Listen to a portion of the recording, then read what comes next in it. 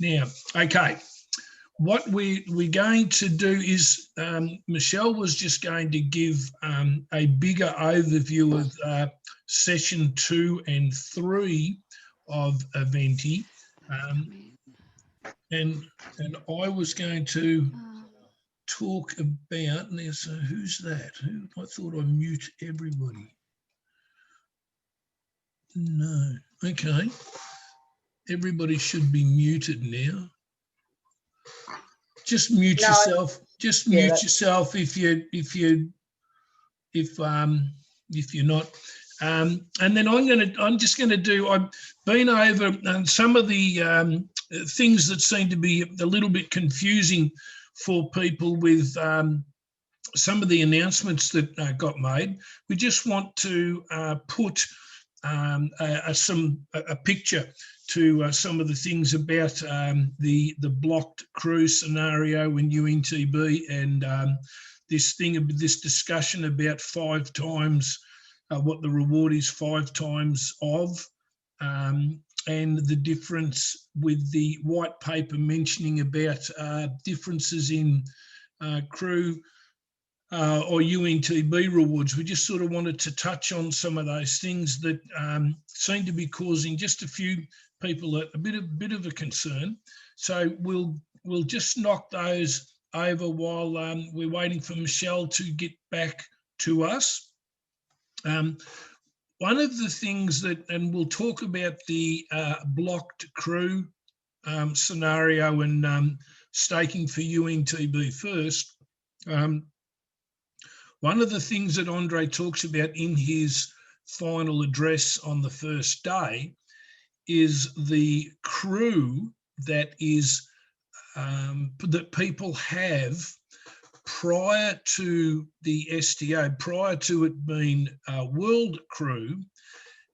It has all of the benefits of world crew plus some extra features. Now, he's going to elaborate on those features on Saturday night. So this is just a bit of a warm-up for people just to be aware, to really listen to that, because one of the features that the crew people who have crew that we would know as, let's call world crew and crew. So people who have crew will be able to use their blocked crew and stake it in their crypto wallet, as been said, and earn UNTB for it. People who have world crew won't be able to.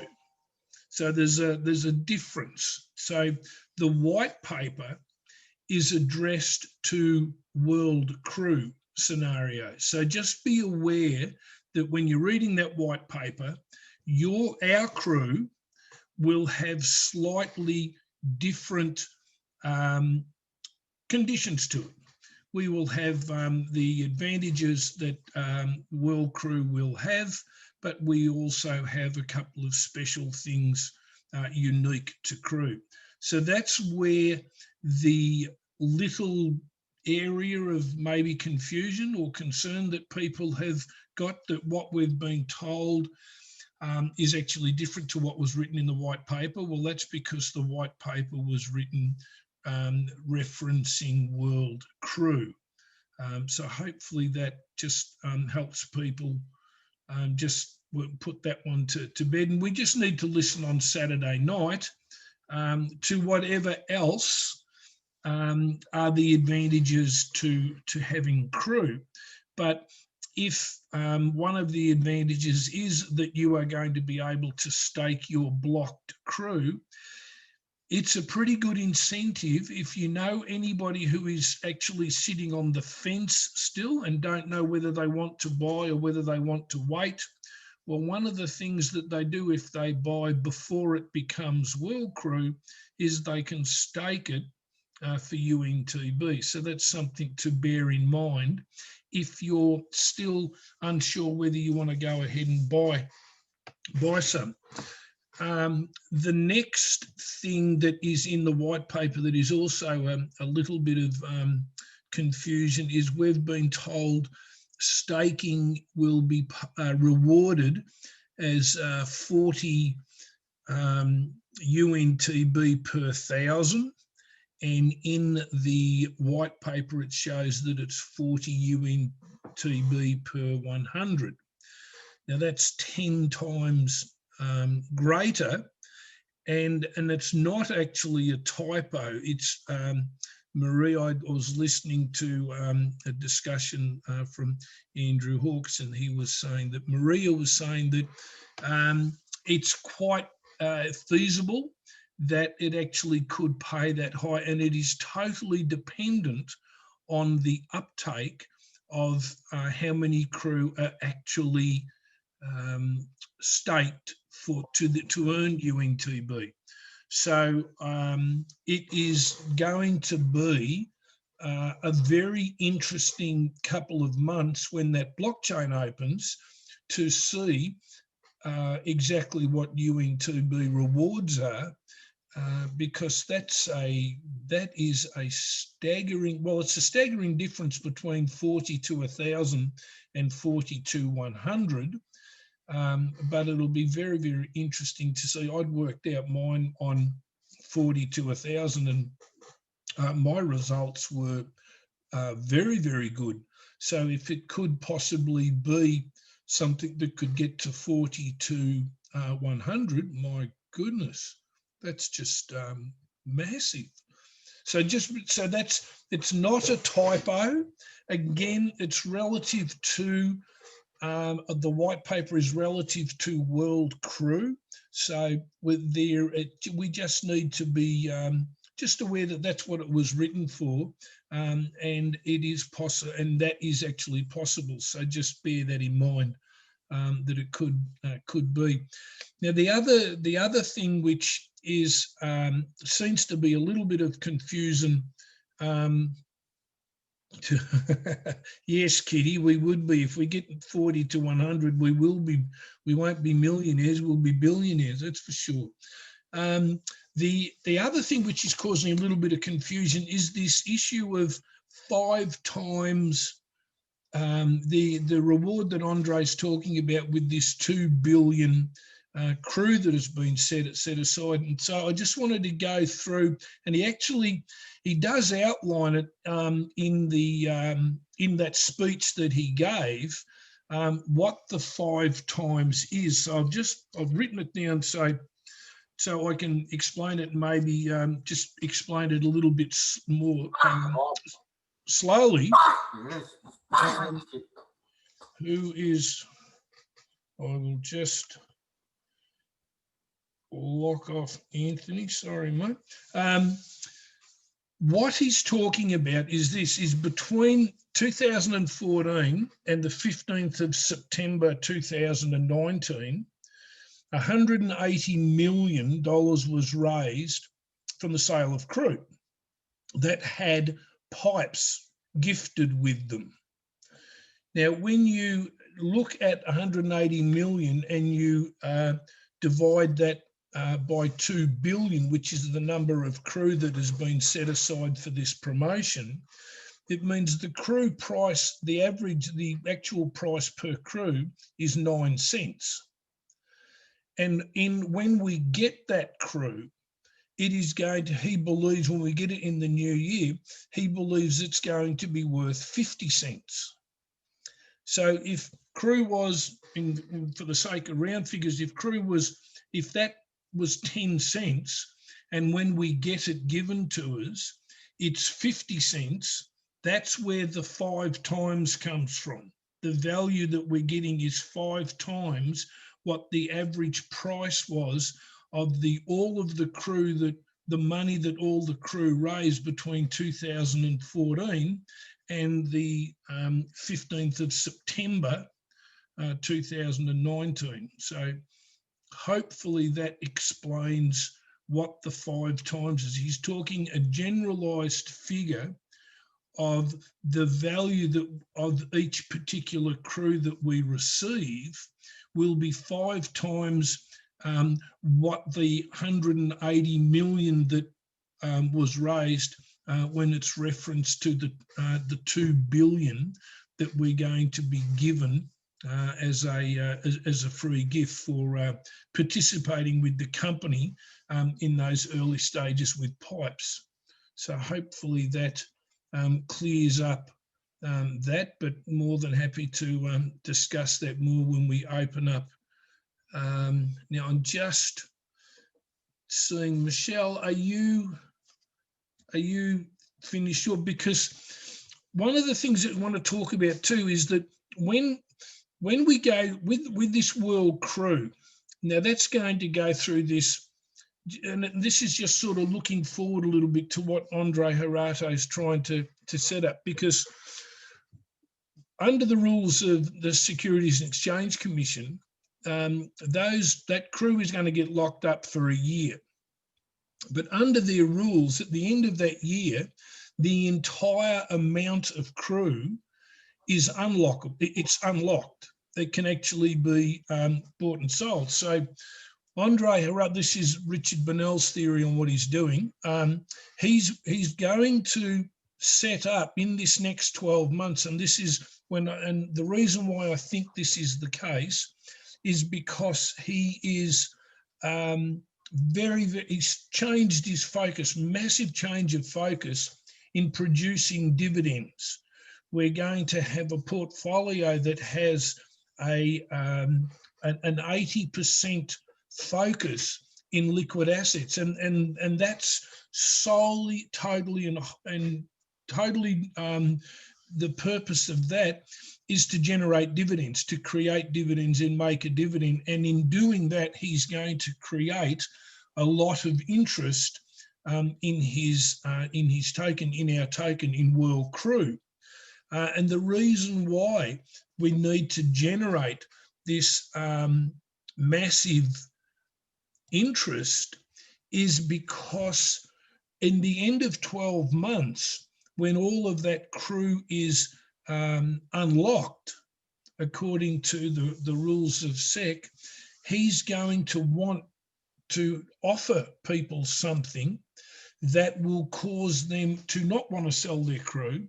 And what he will offer, without any shadow of a doubt, is we will see leading up to the 12 months, in 12 months' time, we will see another hedge fund. We've already got the Eventi 8% is actually a hedge fund.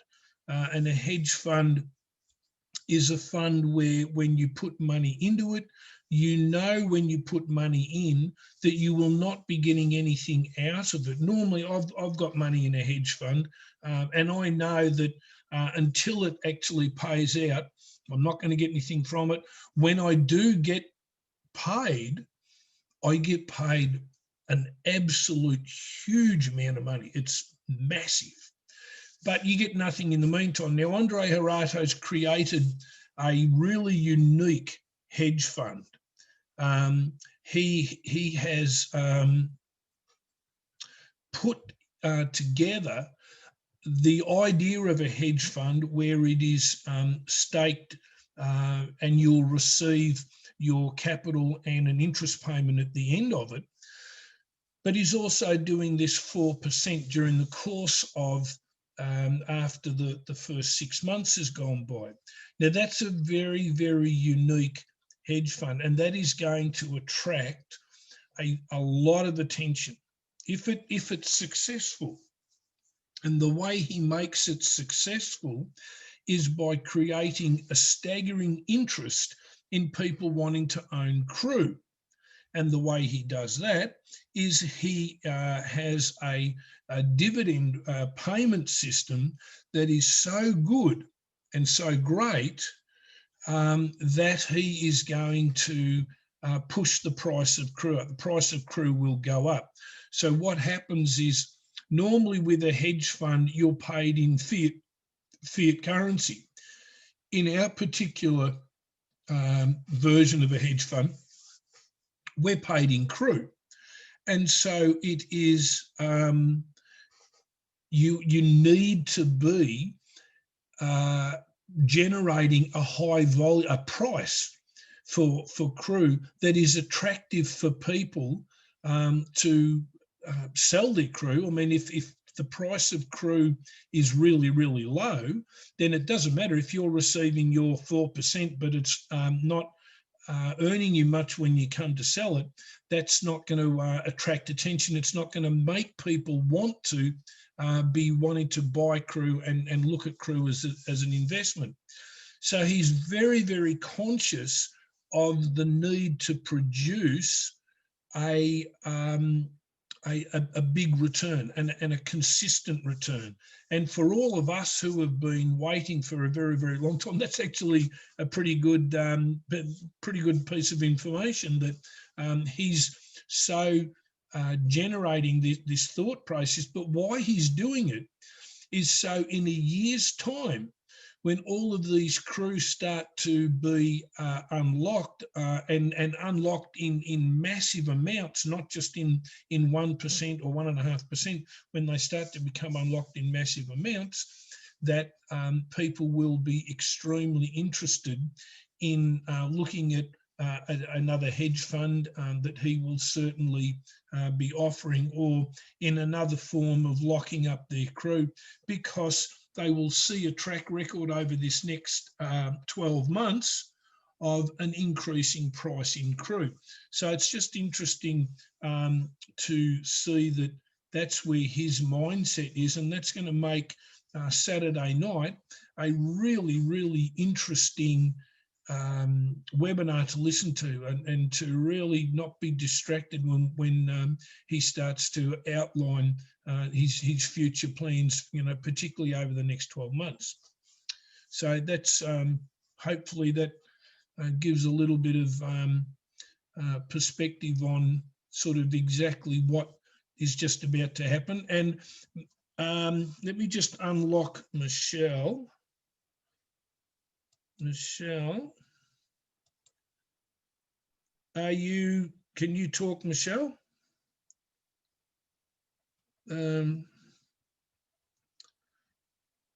Okay, no, I can't raise her.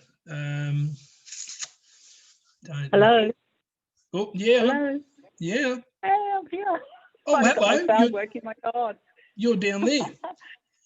Sorry, guys. Yeah, I had to dial in by my phone because I'm at work and I didn't realise my work PC wasn't set up properly. So I'm so sorry, guys. Okay, well then you're not going to do that presentation then? I can do that if you guys. I've got it all ready to go. Yep. Okay. Well then we'll hand it over to you, and you go, and then we'll have a question and answer session where hopefully we can answer anybody's questions. Okay, let me just share the screen. Hello, Nusrat. Can you see my screen, everybody? Yes. Can everybody see my screen? Yes. Yeah, cool. Yes. So, great. So I really want to talk to you about what happened at Eventi. And I mean, most of you will know that the UGK Group's website was launched. And I know many of you have logged in and created your tab, like for the WCRU tab. And for those of you that haven't, I just wanted to go through and show you how to do that, because it's actually really important, guys, that you do yours, but you also help everybody in your team to do this, because this is the start of something big that we're about to have with the external exchange. So this really needs to be set up. And for those of you that haven't got your ID verified, it needs to happen very quickly. So to start with, you go to www.ugpay.group, and you'll see, the login. Michelle, what should we be seeing? So can you see my screen, like the UGPay group? No, all we can see is the 4 Windows boxes, the Microsoft logo. Okay. Oh, bugger. Okay, let me just go in. Sorry, guys, we're having a good day today. Yeah, we only see your desktop. Yeah, you need to see my desktop, don't you? Why is this so? It's saying it's sharing.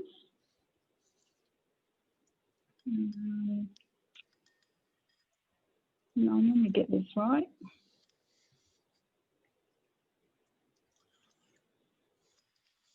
Can you see that? It's saying that I'm screen sharing. No, it's just your No. just your desktop logo. We can see all your tabs. Okay. Well, maybe I've got it on. I'll turn one of my screens off. I've got two. Is that better? No, nothing's changed. Yes. Nothing's changed. Okay. Maybe if you do a new share screen, it might go on to it. Yeah, I'll go new share. Yeah. Oh, something's changed. Something's changed. Here we go. My strengths. There we go. Yep. Yeah. Okay, Yep. that's Yeah. better. We're good. Sorry, guys. Can you see that now? The UGP. Yes. Yep. Great. So this is the website link you go to, and as you can see, you'll see this little login tab here. So you need to log in with your current logins that you've had for your normal back-end office. So you log into that, and then you go in and you do exactly what you did when you first sign up. You'll see your steps. So you've got to go into and just read that and accept the conditions and learn about the documents. Then you'll get another one with the affiliate fees. I just scrolled down. I probably should have read it, but I didn't. And then you'll see the tab UG Pay Group up there. Now this tab will show in all your back-end offices from now on. But the thing with the UG Pay tab is you will always need a login to go into it. So when you go back into your back office and you want to go to this tab here, it will ask you to log in again. So that's really quite important that you remember your logins and passwords and log in. Now, on the website, we've also got the white paper and the SEC information. So for those of you that have new people that you want to introduce to the WCRU, this is a really good website to actually send people to this website so they can actually see the white paper and the SEC information. And it's also got these different sectors, which is really good. I suspect this is going to be populated with more information in the future, because every time I look at this website, little new things are happening. So I think that will just keep going, which will be really good for us. So in the WCR tab, right, there is a little bug that I've only just found out today, that if you've got two-factor authentication, when you log into the WCRU tab, it doesn't let you log in at the moment. I've only just heard this today. I haven't experienced it, but if that happens, please contact support, because they do need to know about it. And the more of us that complain and go to support and tell them to that there's a bug, then they'll fix it. But I have been told it a couple of times today. So it's just remember about the whole login. You will always have to log in, and when you are in the WCRU section and you want to go back to your crew and your API and your TNG tab, you will have to log back in. So it's a little bit cumbersome at the moment. So that is just something we all have to be aware of and teach our teams to do. So another thing that we are finally at the testing of the external exchange. Now this is pretty cool, because they've got 100 people that, you know, we all had to fill out that form, and strangely I was one of the ones that were picked. So I'll have lots of information, because we actually have a webinar on later on tonight, which I'm going to get on and listen to what we have to do. But I can tell you now that the testing of the external exchange is full steam ahead, and I'll be doing listening to a webinar on what we have to do and give them test feedback and how we work it. So I'll have lots more information for you guys next week. one of the things that was spoken about at Eventi was version 2, and we all actually know this. It was Andre spoke about us going into self-development and becoming a new version 2 of ourselves, and we all know this. We don't have to be told, but it was a good reminder to sort of look at your strengths and focus on that. So version 2, I thought, was quite appropriate for what we're about to have with our WCRU, and that's something that everybody, like Andre wants us all to tap into our own strengths. And there's some people that may want to work with the company full time. Richard and I are not those people, but we like doing what we're doing. And, it's just something, if you do want a career in the company, they're looking for people with all kinds of skills, and that ranges from marketing, graphic design. Not everyone can be some of these top leaders that are into public speaking. Personally, it's not my thing, but if you're into that, it's time to step up. So version 2 is a really good program that they've got coming in. I actually had a thing over to Richard, but I know he was on first, and I think maybe we could open it up to questions and answers if anyone has any questions. What do you think, Richard? Yeah, absolutely. Yeah, no, it's more I just wanted to touch on a couple of things which I've done. So now it's just more questions that if we can answer them, we will. If we can't, I'll make note of them and I'll ask and I'll get the answers for people, and we will put them in the education group. So yeah, I mean, there was a few questions that were coming up on that chat box, but they go through that fast. I'm not that quick reading them. So, I'll get on there. So if anybody's got any questions, please, now's the time to unmute yourself. I think everybody... I think Pamela's got one. It's she's asked, there is a minimum Skyway pipes gifted or dollars spent to be eligible for the free CRU bonus. No. Nothing. No, there is what there is in the bonus. There's different categories that people are going to be awarded. There's there's that 40%, and then 3 lots of 20 to make up the 100%. If you simply just all of us, pretty much everybody is going to participate in that 40%. Everybody will, because everybody at least bought an EIP that had pipes gifted. But then what happens is the next 20%, not everybody is going to be going to be in that, because that the next 20%, basically you have to have brought at least one other person into the company. You have to have at least done one other person. And if you do that, so that's those people who, there will be some people who just bought crew themselves, got pipes, bought an EIP, got pipes, and that's as far as they went. That's all they were interested in doing. They will be in that first category. The people that go into the second category are the people who bought an EIP that had pipes and went out and at least got one other person.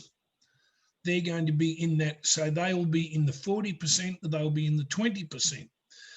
The next 20% starts from people who ranked higher than, and I believe it's leader manager is the starting point. So if you ranked leader manager and higher, you will get a further allocation into the next 20%. So for me, I'm a consultant, so I'm not eligible for that next 20%. I'm not going to be eligible for that because I haven't gone through the ranks that far. And then the last 20% are people who have done administrative roles. They're either on council, leadership councils, global council, national councils, any sort of anybody who's done back office work, training, administrators, clerical staff, translators, anybody who's done anything to assist the company. So it's quite possible that some people will receive a percentage from every category. Everybody who assisted Andre Harato. Now, when I say that you'll receive it, you will be eligible to receive it, but it's how you proceed from here as to whether or not you're going to get it. You have to have your TNG account open and verified. It's got to be, so you've got to be verified. So if you aren't, you need to do that. You also have to be absolutely, he's not interested in doing it, you need to be in the VIP club. He made that very, very clear that it's not optional. He's, you know, he made the example that if somebody was going to be giving you $1,000, but you had to walk, you know, for 10 hours or something, you had to do something to get it, and you chose not to do it, then that's your choice. And he's saying that he believes he's honoured his commitment by offering this, but saying, you know, if you want to participate, you need to be in the VIP club. Now, Pamela, they are the requirements, but listen to Saturday night, because they will repeat them. They will go through this again, but that's the but it's not how many you bought or what rank you were, whatever it is. It's those that the 40% is if you bought a $10 pack, you're going to earn the exact same split as someone who bought a $10,000 pack. It's not broken up into how many crew you got or whatever it is. It's simply all of those. And then as you help the company grow by inviting people, then if you invited people, then you get in that second category.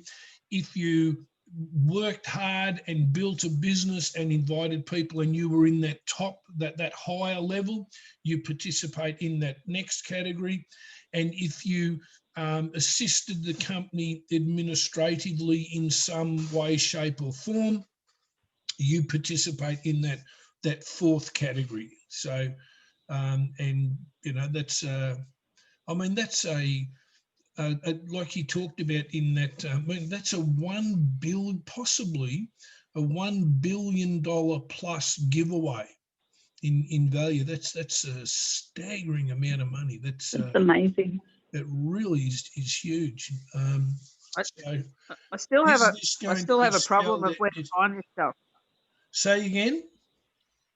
I still got a problem of where to find this information. Like, where's this information filtering from? I've just okay. Well, I got it from Andre's. If you have a look at, and there's plenty of recordings around it. Have a look at Andre's final address on the first day. He talks about it there. That address is on our YouTube channel, so I happen to get a copy of it, and I've uploaded it to our YouTube channel. So I'll type the link in the chat. So what I recommend is that you all go to our YouTube channel and have a look and subscribe, and and that way you'll also see Andre's last speech. So yeah, just subscribe to our YouTube channel. Yeah, but that comment that you made there in the chat group, Tony, that's correct. He's rewarding. He actually is rewarding it, and he talks about it specifically. He's rewarding the faith that people showed in the company when there wasn't much to show. There wasn't a great deal of evidence that it needed to be faith. You needed to have faith in him, that his dream, and that he would do something more than we were doing, something more than just raising money for pipes. And those that, when he said that, once this would be over, there would be something else, but he didn't spell it. He never spelled out the crew program for, many years. People who joined the company in 2014 really did it on blind faith. I mean, when I joined the company, which was in 2017, crew wasn't talked about. We had no idea other than pipes and something, that we didn't know what that was going to be. So that's why it was not just helping him with his business, but it was having faith in him. And this is his way of rewarding us. Richard, we've got a really good question in the chat, and I think this is a really good question. I know we both know the answer to this, but the question is, I'll read it out to everybody. What is the difference between CRU and WCRU? And this is actually a really good question, because I've seen on the chats there's a lot of confusion with that.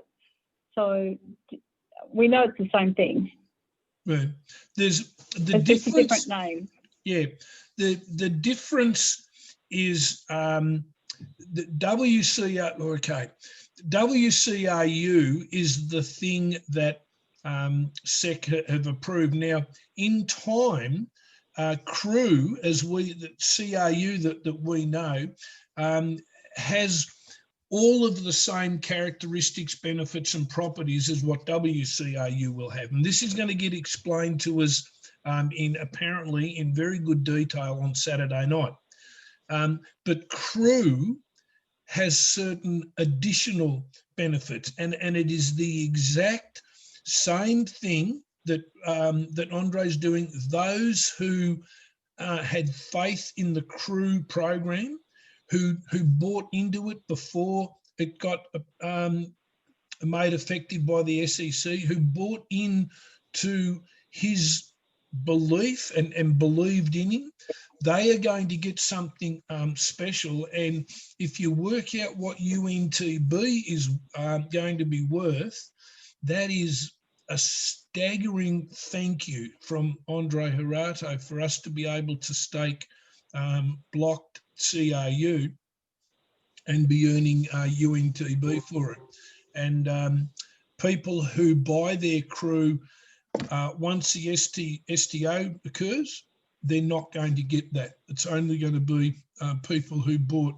So we have got 2 weeks, maybe 2 weeks, in which anybody wants to buy crew, then, you need to get, if you know somebody who is umming and ahhing about it, then they, in 2 weeks' time, they will not be getting their UNTB. Now, in the white paper, you'll notice that it says in the white paper that unlocked crew, a person who buys WCRU can have their unlocked crew and stake that for UNTB.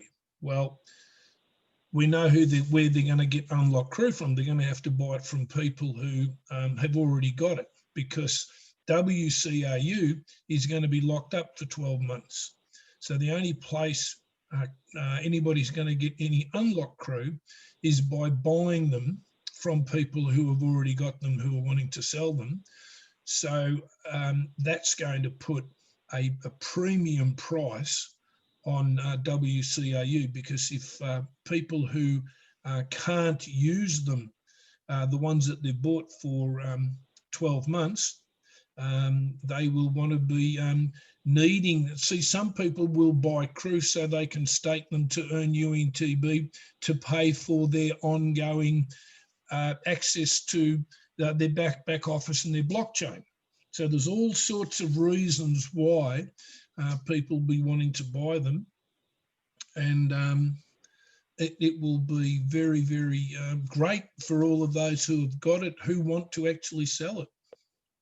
Just on that, Richard, just Yeah. because it popped out of my mind before and now it's back again.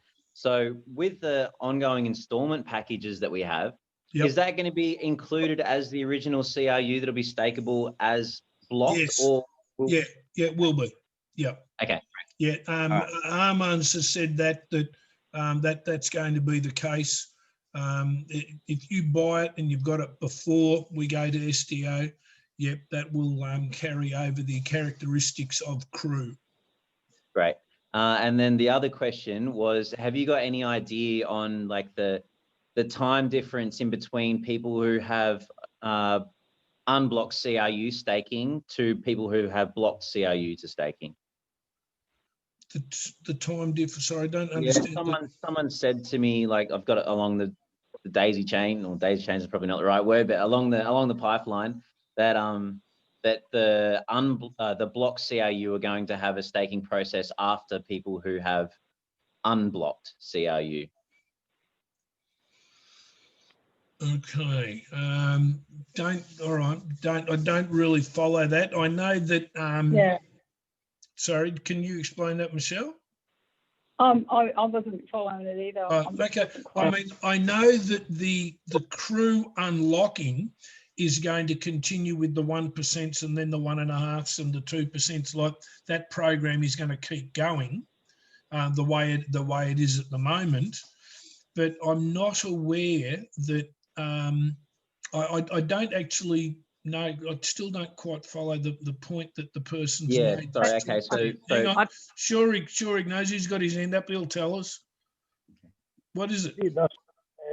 Whatever the unblocked CRUs that we are getting up in our account on a monthly basis, that you can exchange trade in the internal or the external exchange.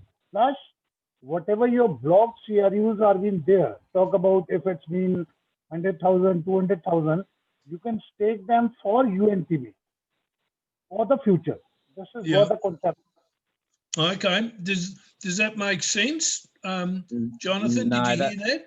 Yeah, I didn't really quite hear that or understand it very well, but I don't know if you so I'm talking about staking for UNTB, not staking for CRU.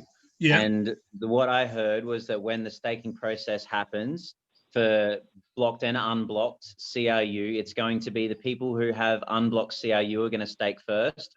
And then maybe, I'm not sure if it was like 2 weeks or a month on, the people with blocked CRU are going to be able to stake. All right. That, preferential. Yeah, I understand the question now. And I believe we'll get told about that on Saturday night, the exact specifics. That they did say some time ago that things would be released in stages. Information would come out in stages. And I think that's one of these things that truly, if they gave it to us all in one go. So it's really important to be listening to this Saturday night, because we aren't going to have another closed meeting before we go to actually STO and these things kick in. So it's going to be really a very, very interesting meeting, and one that will get a lot of that stuff explained to us. But Excuse me, may I just say, yes, from my understanding of what I heard some of the leaders speaking about, it was that when we actually go on the external exchange, that whether you have blocked or unblocked, you have your entire crew will be able to be staked, both blocked and unblocked, but it may be that it will be rolled out to people in sections, meaning possibly that they might do it by rank or so many people per day or whatever. That I don't know, but I did hear that all crew, whether it's blocked or unblocked, would be available from our portfolio to be staked for UNTB. I may be wrong. I don't know. No. I mean, we know that we know that the crew that's staked for the 8% thing is ineligible. Yes, We that know just that, stays there. yeah, and we know that the crew that isn't transferred, the only crew that can be staked for UNTB has to be on blockchain.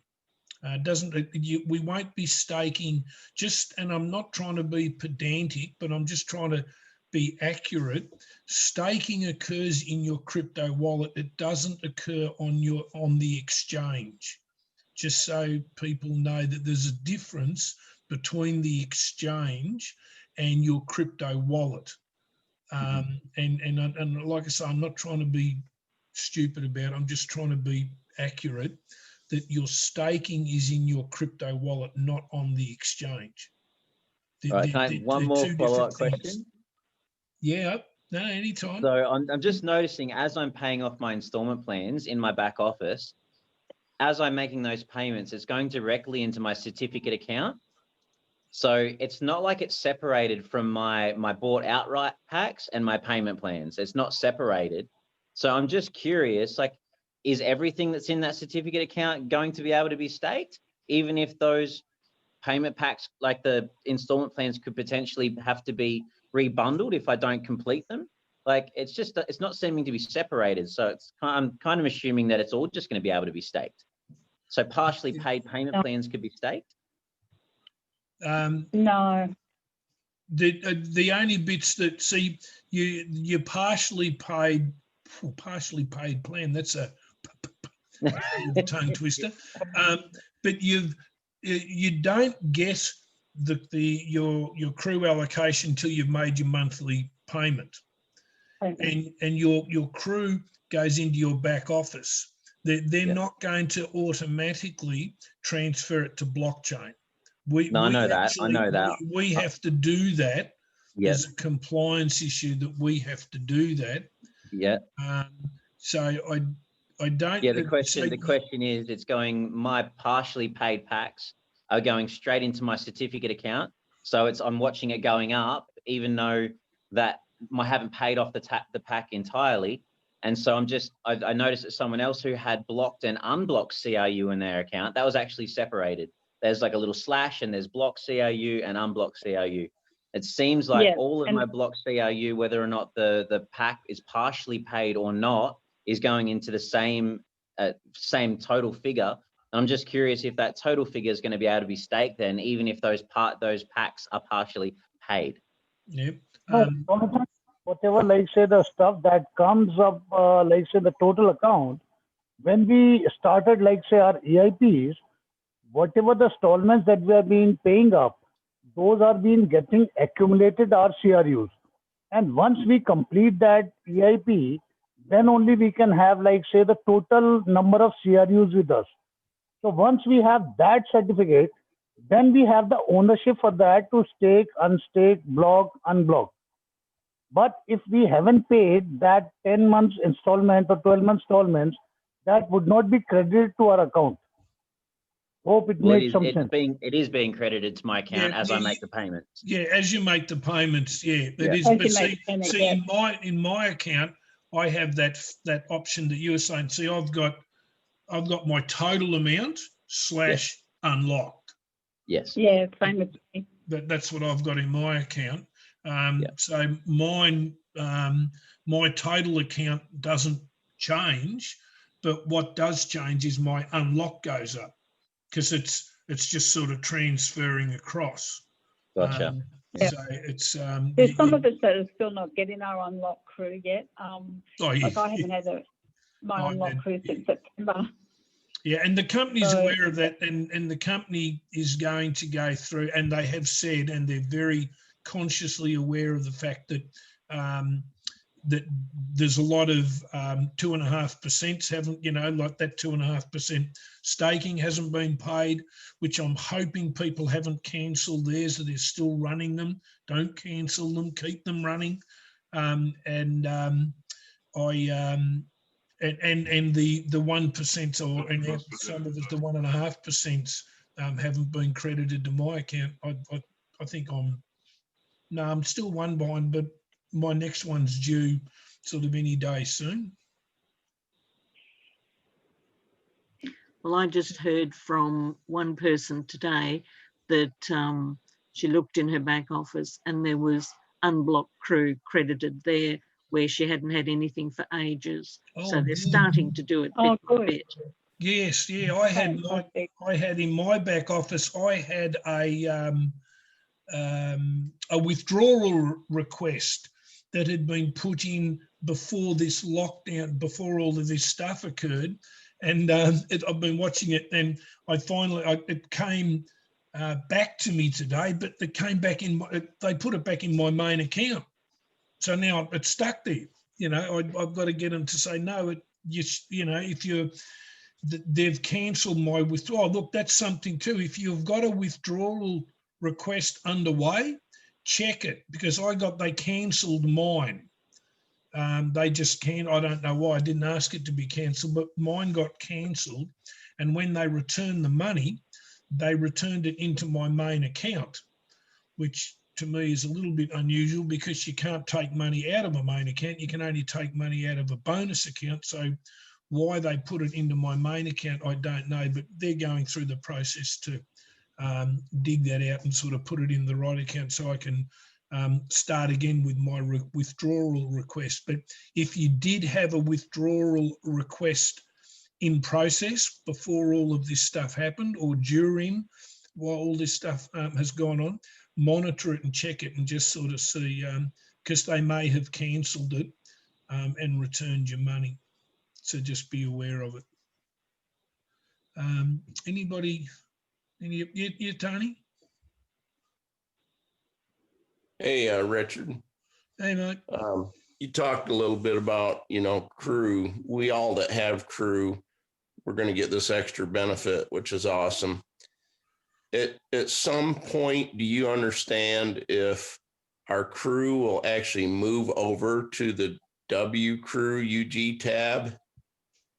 Yes. Yeah, it will. Okay.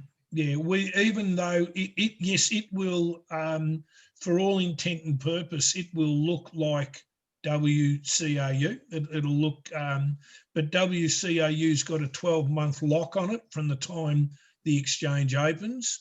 So and that will be for the new folks that are coming on to buy W Crew. Correct. Yeah.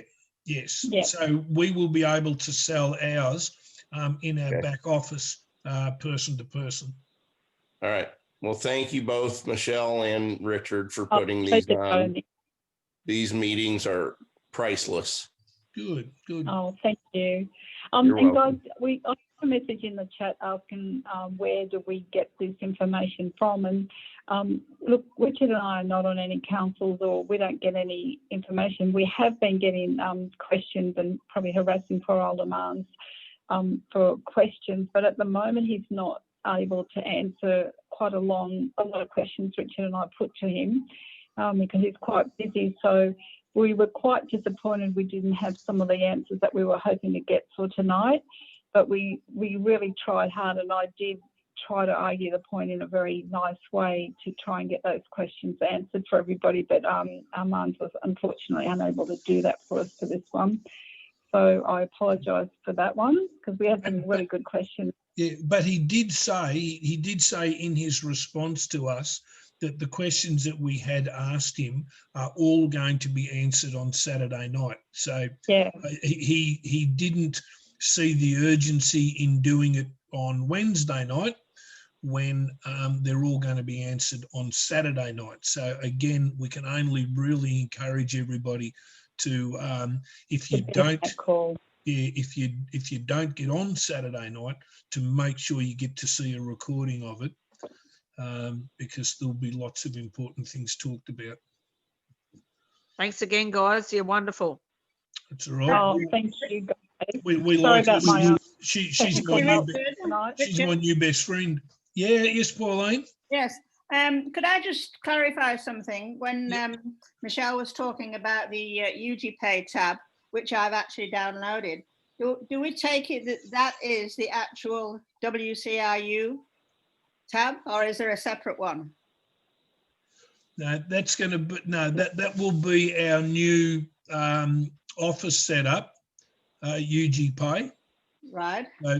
So yeah, that will eventually our back office. Well, we're gonna have that back office, but UG Pay is going to be where all everything's done through. That's where we're heading. Yeah. And It's still under construction. Sorry. So are we going to have a WCRU tab also? Yes. Okay. You've got to go in and set it up.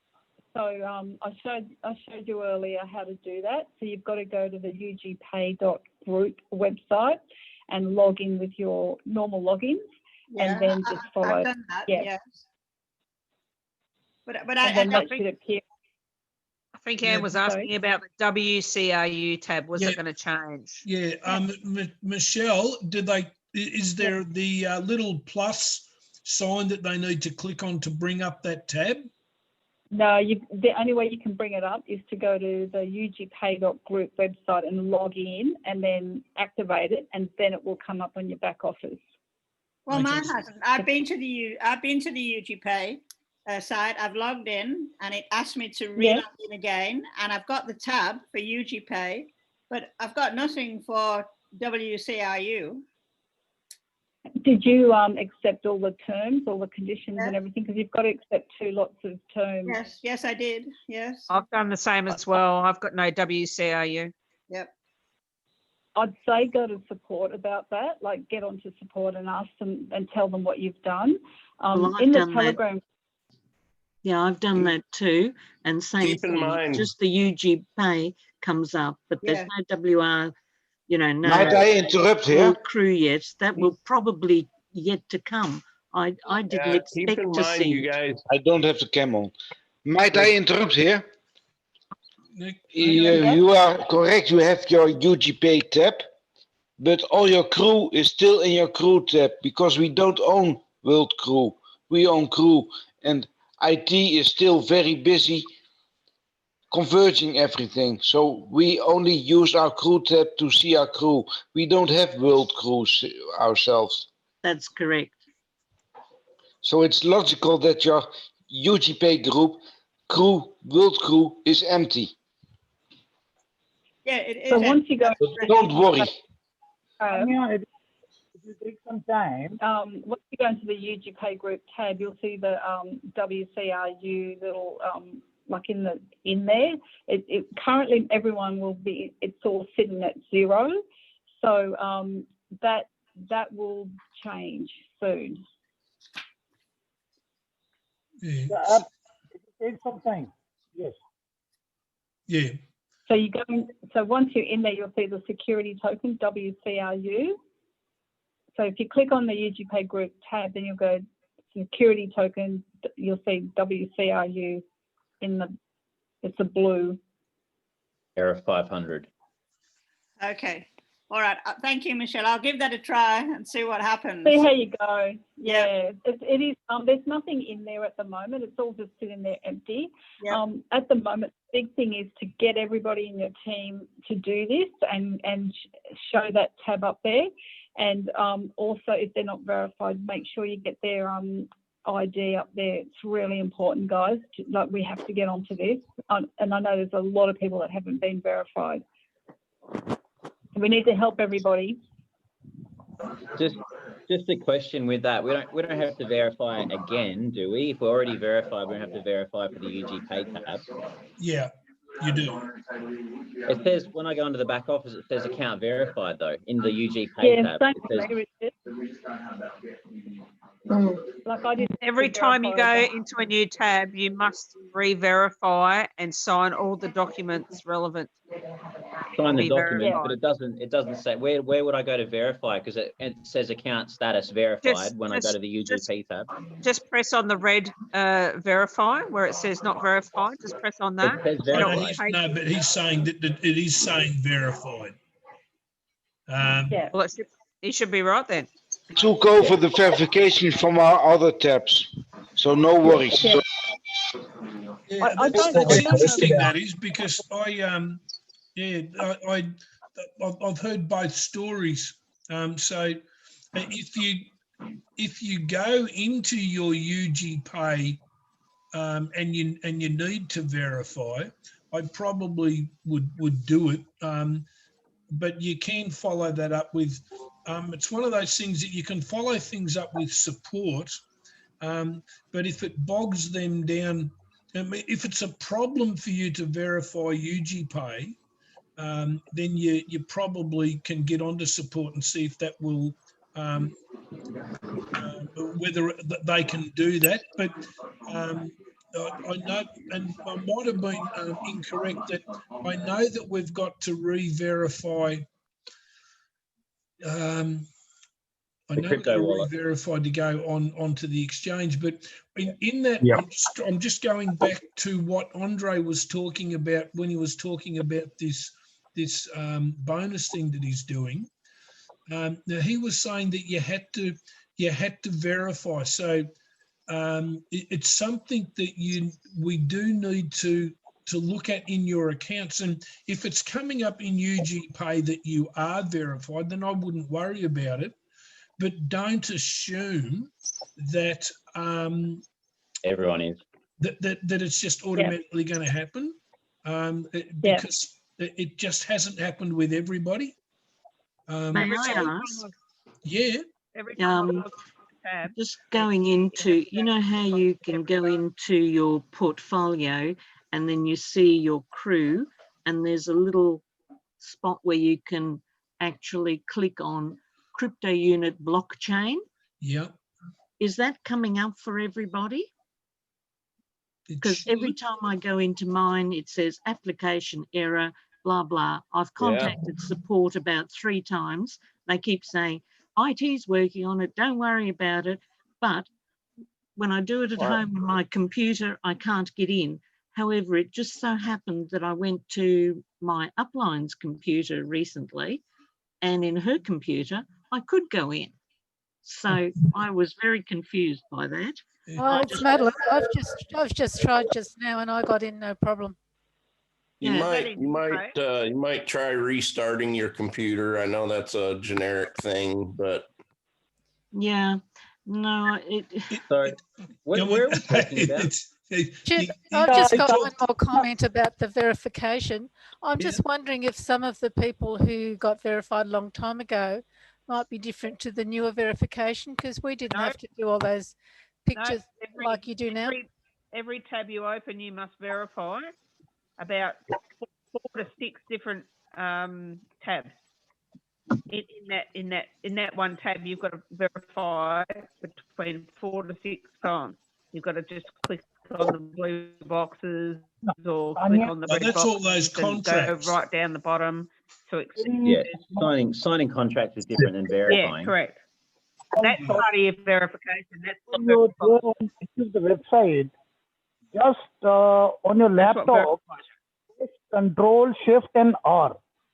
Whatever the cookies are being there on your website or on your desktop, they'll be deleted there and then. I repeat, Control Shift and R. To do what? To delete all the cookies.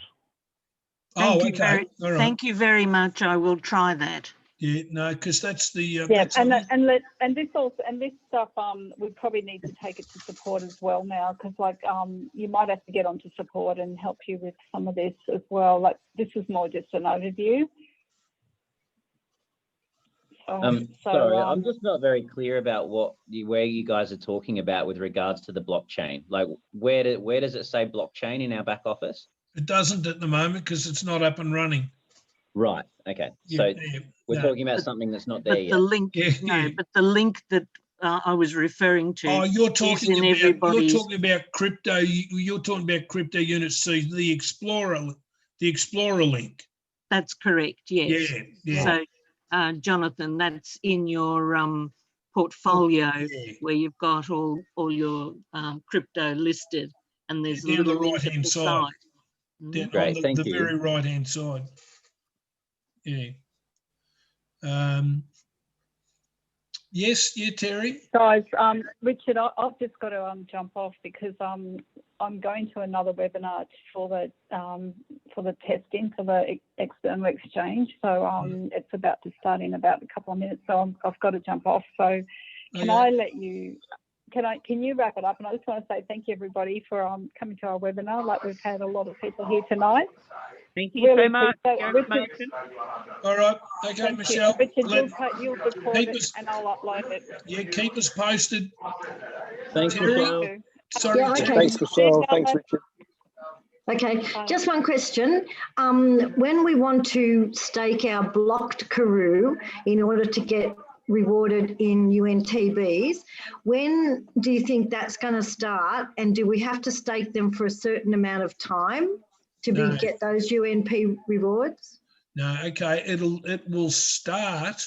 UNTB start to be emitted the minute that blockchain is operational to the people. They happen immediately. So hopefully we're going to get the chance to get on, get it all set up before that actually occurs. And staking on in your crypto wallet on blockchain is it's not time. It's not time centric.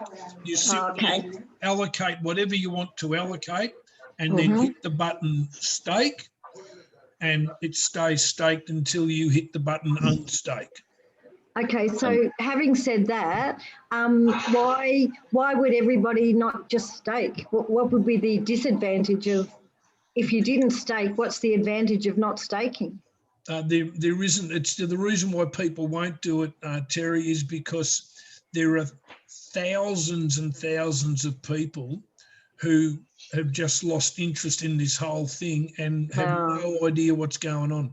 Right, okay. So it's up to us to be talking to our teams, isn't it? And making sure they know. Yeah, you've got to get back to, I mean, there are going to be thousands of people who are going to miss out on this bonus that Andre Harato is putting out. The company right now, with all of what we're doing, of all the crew that actually is available to stake right now, only 55% of all the crew available to stake is actually staked right now. Right, okay. That has something to do with that you've got to pay a VIP membership to be able to stake it at the moment. Yeah. But it also has a huge amount to do with that people have just drifted away and gone off, and they bought. They're not looking at the back office. Well, they're not even looking at the company, they're not looking at anything anymore. They either got ticked off or they got, they just, whatever it is, and they've just dropped to say, if anybody has ever introduced someone to the company, it just would be nice to at least either send them a text message or send them a message or an email or something to say, hey, look, things are stirring to action in the next couple of weeks. You need to get in touch with me. Yes. Everybody really can good. download. Thank you. Everybody can download their partners and their consultants and everything on their tab, and actually go through and make sure that everybody does know this information. I mean, some, like you say, want to know it and some don't. But if everybody's informed, then you've made your best foot forward and given them all the information you can give them, and they do what they want with it. So. Yeah, that's for sure. We've just got to, the company wants us to take the opportunity to use it as a way of maybe getting back to someone and reconnecting with them. But UNTB is going to be a massive money maker. It's just huge, and it's going to be a shame that there are going to be so many people who are just going to miss it because of indifference, and that's really sad. Yeah, just one more question, Richard. If you were thinking about introducing somebody new now, the presentation that we use at the moment obviously doesn't have any of these updates. Would we be better to just hold off on showing that presentation until it becomes clear all these changes? I wouldn't be holding off. Anybody who buys an EIP now will get to stake for UNTB. Right. Now, we aren't going to have crew. Once we go to STO, you're not going to be, we will have EIPs, but they won't be gifting crew. They'll be gifting other things. Yes. And those other things will be terrific money-making things in time. But like with those that bought crew at the early stages, have had to wait 18 months, and wait a long time to receive a value. Some of these people that buy EIPs with gold tokens attached to them, or basalt, or real estate, or any of these other things, they're going to have to wait. But with the crew right now, people can buy it today, and they can stake it next week, or like not next week literally, but they can be earning money from it next month.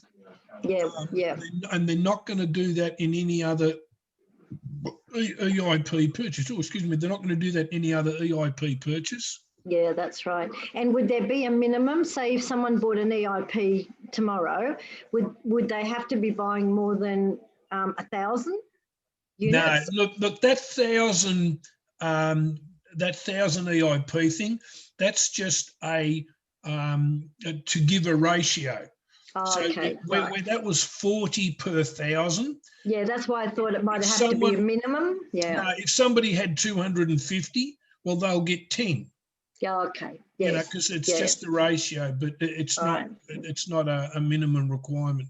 Oh, that's good. Thank you. Good information. Thank you.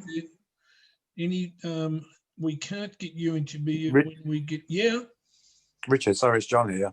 Yeah, mate. Thanks again for today, Richard. Great meeting. Just two quick questions. Andre mentioned about 2 or 3 weeks to finalise things because of the problems we've had on the internal exchange. Do you think your gut feeling could delay outside of October? No, I don't. The 2 weeks is what Michelle's gone to join now, the testing team. What they've done is they've done robotic testing, and they've done simulation testing. Now they've got 100 people who will live trade it and do it full on for real. And that's the little polish and the little touch that they're wanting to put in.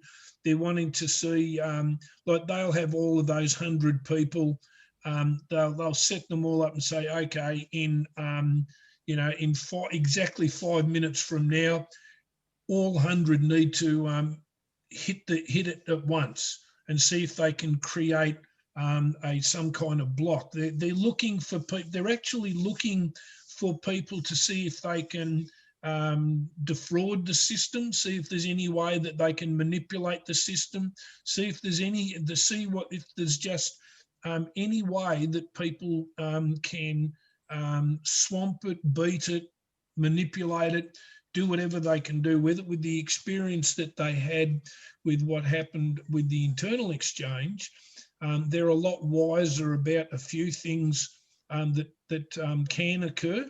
So now they're wanting, they asked for 100 experienced traders to get on and actually try and just put the system through its work. So that's the polish that Andre was talking about. Okay. And digressing. Sorry, was another question asked and then? Yeah. Next question, John. Okay, sorry. Just a note on the white paper, Richard. It's on page 13. I didn't quite get it. It's referring to the UNTB's paid per 100 WCRUs, which you have mentioned in today's meeting. But it goes on to say, in the first year, 1.5 billion UNTB tokens will be issued. And it says in the first month, delegates will be rewarded 5.184 million tokens for 21 delegates a month.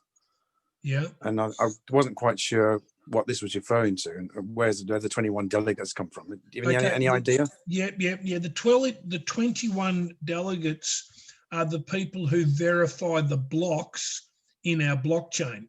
The EOS system that we run on has 21 nodes that do the entire process of verifying our blocks. And the way those people that run those nodes get paid is they get paid in UNTB. When UNTB is emitted, when it comes into being, 5% of all the emitted UNTB is getting allocated to the node managers to pay them for their time and their work in verifying blocks, and the 95% is going to go to people who have staked crew for UNTB. But that's where that comes into, where that 21 comes into. Okay, it just to make sure I'm clear, it just goes at a price of $1. This is $2,468 per month per delegate. Yep. Is that relevant to how many crew to get that figure? No, that's relevant to emissions. That's relative to, it's got the delegates probably don't even own crew. They're getting paid for their work in verifying blocks on the blockchain. Okay, fine. Something else. Thank you for that, Richard. I appreciate it. Yeah, no worries. Yes. Sorry. I just wanted to give a shout out to Michelle Levick. Love your picture, dear. I'm sorry. Yeah, stop chatting up the women. You got to wipe that she's behind you. She's about to hit you. Hey, Richard. Yeah, mate. So is our external exchange going to be under our control, or is an outside company basically managing that? No, our will be under our control.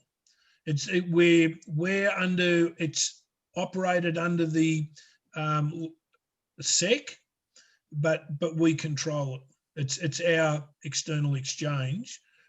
Okay. But we have to do it according to SEC rules. And that's because it's our own blockchain, correct? Correct, yes. Yeah. Okay. Thank you. Okay, can I ask Richard a few questions or only one question? No, you fire away so long as it's not the same question 6 times.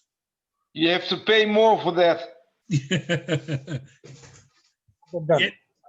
My the very first question is, let's say if we want to get some kind of a CRUs as a gift from pipes, which we have bought 3 years, 4 years, or 2 years back, does I believe that means, let's say, we have to be a VIP member. If we become a VIP member today, are we eligible to get those gifts?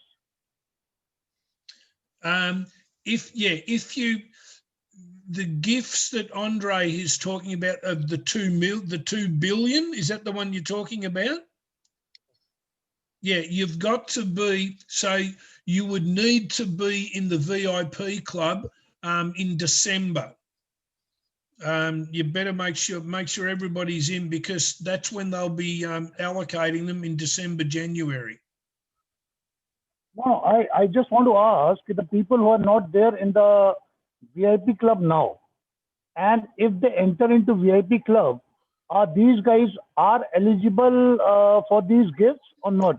No, no, you have to have bought a EIP that has gifted pipes. No, EIP has been there, but if they're not last 6 months and if they have been entering now, are they eligible for the gifts? No, because their EIPs will be awarding crew, not pipes. No, I'm talking about, see, the people has bought pipes. That was 2 years, 3 years, 5 years, 1 year back.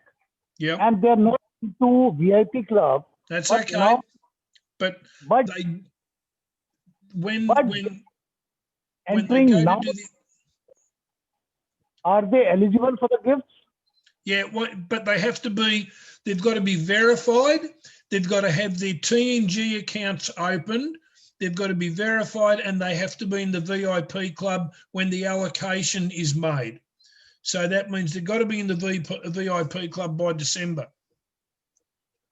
So by December, whomsoever enters to VIP club, he would be allocated with the gifts, right? Correct. For the fees purchase, right? That's Correct. what my question was. Yeah.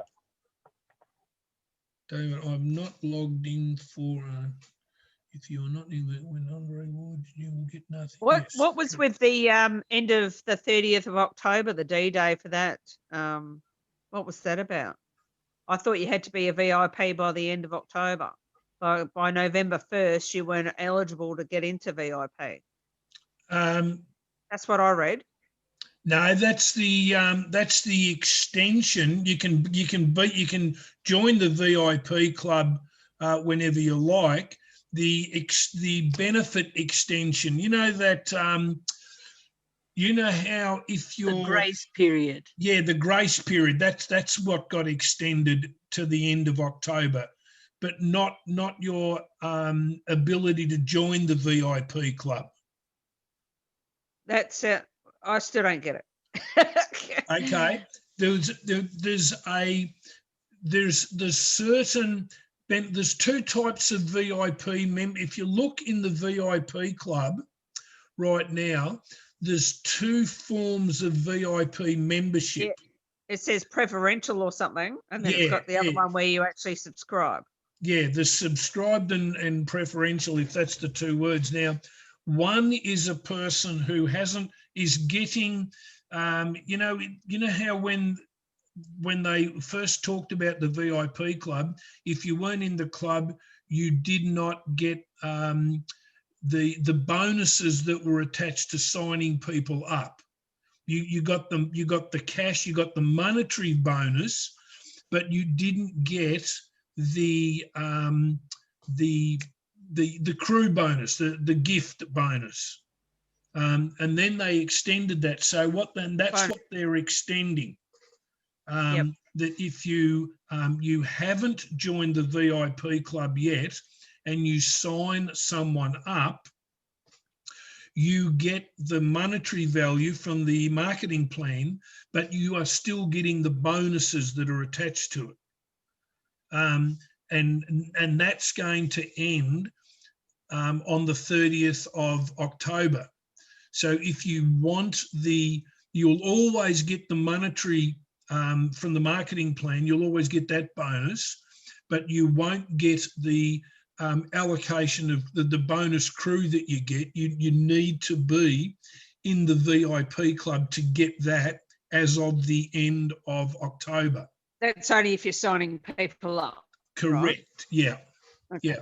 So you've only got to be financial in December, basically, to get your bonus crew from your EIPs from Skyway. That's correct. Yeah, December, January. You probably want to cover both of those months because they're going to do it over. That won't all happen in the 1 month. So you just for the sake of what I've got. I'm a consultant, so that's going to cost me $30, and my 3 kids, it's going to cost them $10. Cost me $10. Yep. So I'll just pay them for the 2 months to roll that over. Yeah. Well, I ended up paying mine yesterday because I didn't know what was happening, and I was pushing the panic button, like the red button was getting a bit dodgy. Yeah. So I thought, well, I better do it. But I mean, I've got some worth out of it already, so I'm not going to be poor or anything. Yeah, and but that's it can mount up though, Richard, can't it? If you've got a lot, like it can mount up a lot if you're a manager, your kids are consultants. It can get to a lot of money in the month. Well, it can. I mean, it does, and you've got. What about the rewards you get? Yes, that's exactly the point. That like if you wouldn't. For me, I just wouldn't be wanting to take that risk. That you say, okay, I'll join in January, because if they paid it out in December, or if they allocated it in December, and you hadn't joined, you'd kick yourself for a long, long time. So it's one of those things that you want to. Like Andre says, it's scarce mentality or wealth mentality. If Yeah, you that's keep thinking, oh, but it's costing me money, I can't afford it, that's a scarce mentality. And if you're thinking, well, this is going to pay out for me, so I need to be part of it, that's the wealth mentality. And naturally, he's telling us we're supposed to have the latter, the wealth mentality. Well, this is the first I've heard of it, so it's just nice to know the information, because I didn't know the information before, and that's why the red button got pushed, and I was like panicking about being in to make sure that I was qualified to obviously receive the bonuses. But yeah, now that it's been quantified, I'm fine with that. But yeah, I just can't figure out where this information is coming from. Like, I don't know why it's not getting drizzled down to us from either the news or whatever, but I couldn't filter that anywhere out of Eventi whatsoever, in between the belly dancers and whatever. Yeah. Oh, okay. Because I mean, it was there. Straight out of Andre's mouth. Yeah. He did. He really did. I mean, I can go back and pick the tell you like with the timestamp on it, because he does talk about it. No, it has been discussed, but look, it's great that you know now, and there's not a big mistake. But you did bring up a point. Is everybody aware that they need to manually do their VIPs for this month? You've got to do them manually. Don't assume. Mine has always done automatically, but with the changes that's going on at the moment, the automatic VIP subscription isn't operational at the moment. So you've got to go. Hey, Richard. Yeah. Yeah, it's Dan here. Just want to let everyone know that news did come out on the news feed in your back office about this. Yep. And also Andrew Hawkes did put it in the Tuesday Newsday. Just a reminder to check their back office and make sure for this, because I had to renew mine myself as well. So it has been across the board, I believe. Yeah, but just... It's rather intermittent, apparently. I mean, mine went through on the 6th automatically without any problems, yet 2 months ago, mine glitched. Even though I have it on automatic, I happened to go in and saw all of a sudden that, I wasn't active. So, and then other people have received the email saying the payment's gone through. When they've gone their back office, it hasn't. So because they're working so much on the back office, it is glitching. So it's just down to you to check when you know you're coming up to the renewal date, check on that day to make sure, because you don't want to miss out just because you missed a day. Yeah, absolutely. Richard, a couple of questions, if I could. Yeah. I got in a little bit late, so you may have said this already, but just two quick questions. First, this recording of this webinar, how do you access that? You go to our YouTube channel, which is under Michelle's name, Michelle Allen, and it'll be there later on tonight. Okay, very good. And secondly, you may have mentioned it again, but the 100 or 1,000 UNTBs per crew, what's the latest on that? Okay, we did touch on it earlier, but just really quick. It's feasibly possible that it can be pay out at $40 per 100. It is totally up to how many people actually stake for UNTB rewards. So the 1,000, the 40 per 1,000 was 40 an cents assumption. Sorry? Not dollars. 40 cents too, not dollars. It was 40 UNTB. The 40 UTB per 1,000 state crew was assuming that everybody who had crew staked it. That's when that figure came out. What came out in the white paper at 40 per 100 is it's feasible that it could get that high, but it's totally dependent on how many people stake their crew for UNTB. Okay, thank you. I could just get some clarity on something, Richard. Yeah, mate. So when Andre spoke to them working out an algorithm that people are potentially going to, when they buy World CRU, when we go on the external, or people are buying it, that when it comes through us, we can still get paid in dividends. Yep. Not dividends, through the partner program, we can get rewarded for that. So I was kind of under the impression that the WCRU was like, that was kind of going to be only dignified and sophisticated investors and a broker were going to be able to purchase a security token. Yeah. And that the majority of external exchange purchases were going to be through UNTB, and to incentivize people to go through the partnership program, the EIP purchases would would be bought through UNTB now instead of CRU. And that would go towards the following projects: the gold or the basalt or the real estate or the diamonds. So I'm a little bit confused. We're going to have both WCRU available for everyone to purchase and UNTB available for everyone to purchase on the external exchange? No. What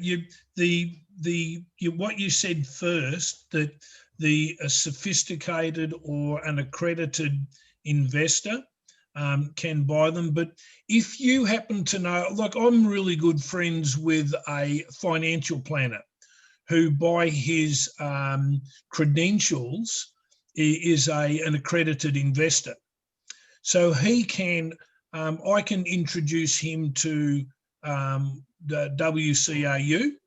The company will conduct the sale on my behalf and I will receive a commission, I'll get the commission for it. I can't do the transaction because I'm not an accredited investor or a broker or anything like that, but I can do the introduction. I can go find the people. You can do all of that. So if you were still keen to make money from doing that and you had the contacts and you develop them, you can bring those people to the company and you will get rewarded for doing that through an adjustment to the marketing plan. Okay, awesome. And on top of that, then you can also sell your own crew through your crypto wallet, through person-to-person exchanging.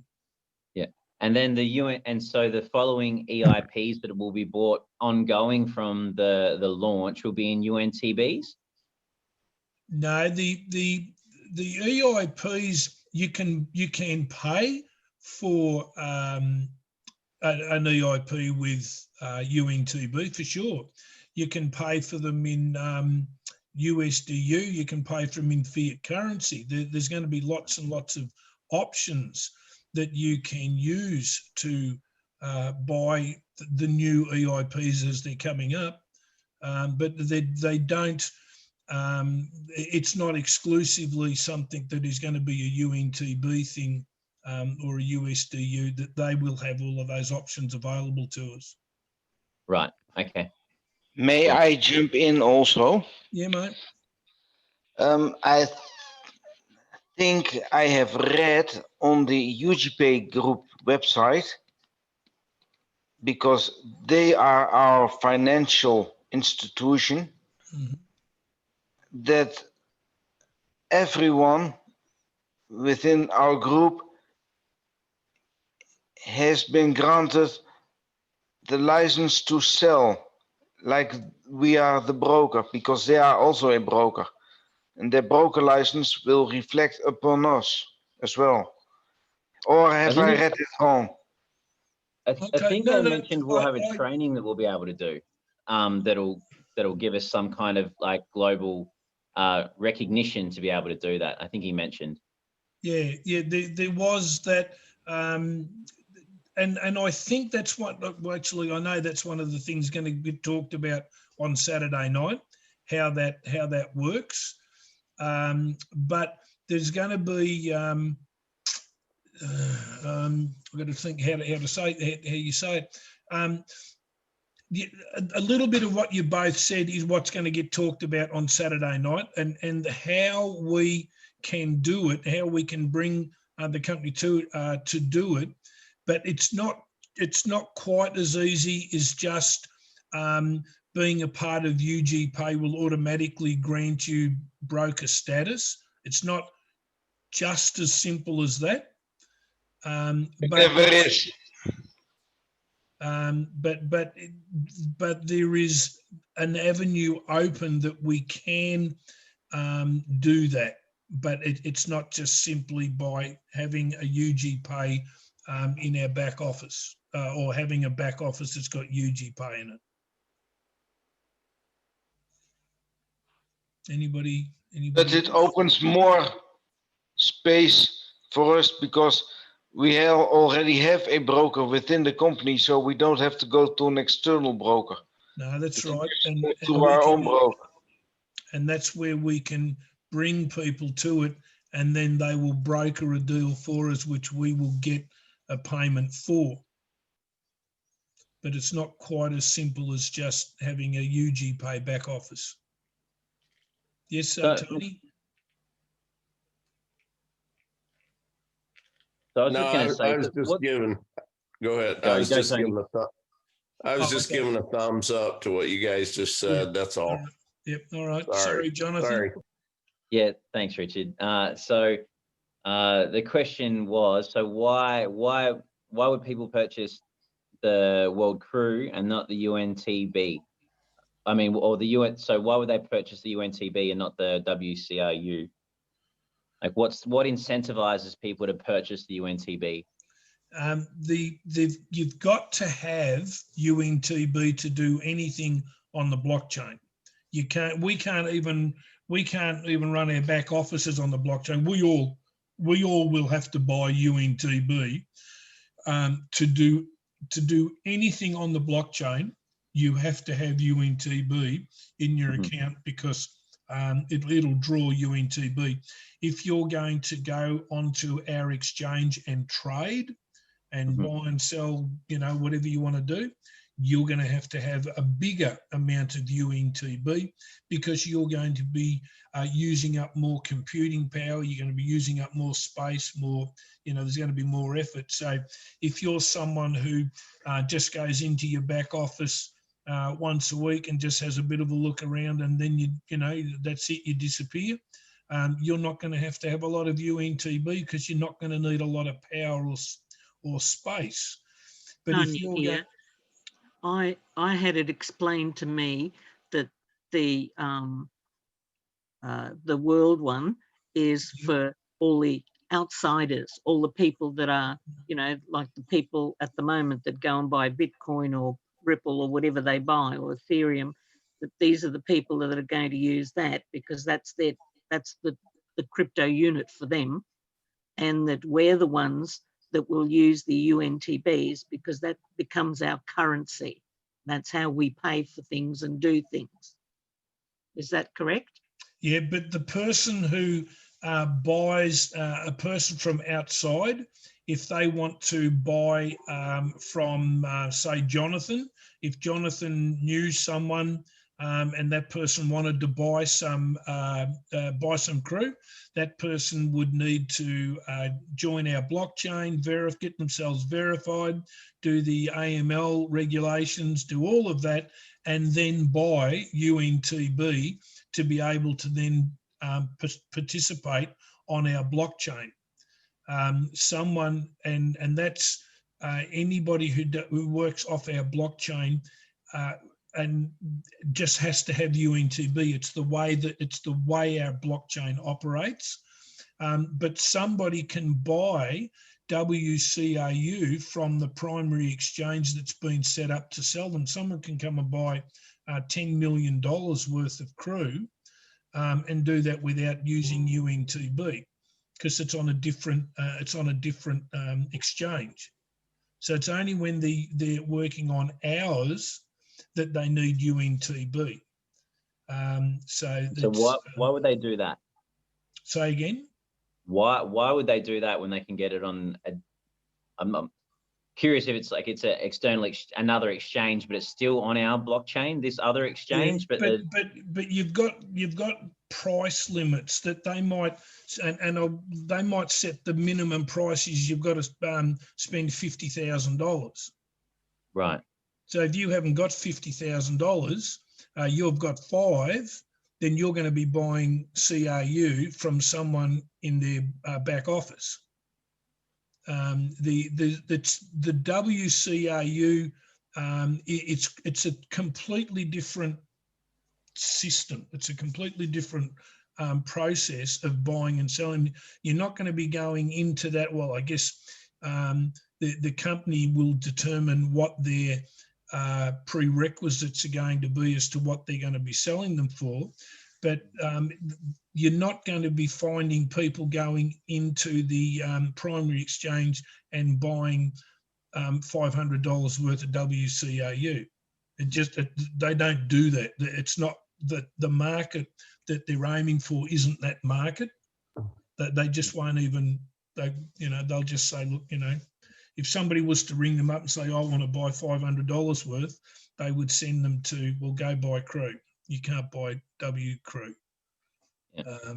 It's a totally different market. So my question is, if CRU would be only limited to one single exchange, or it will be applicable to all the exchanges?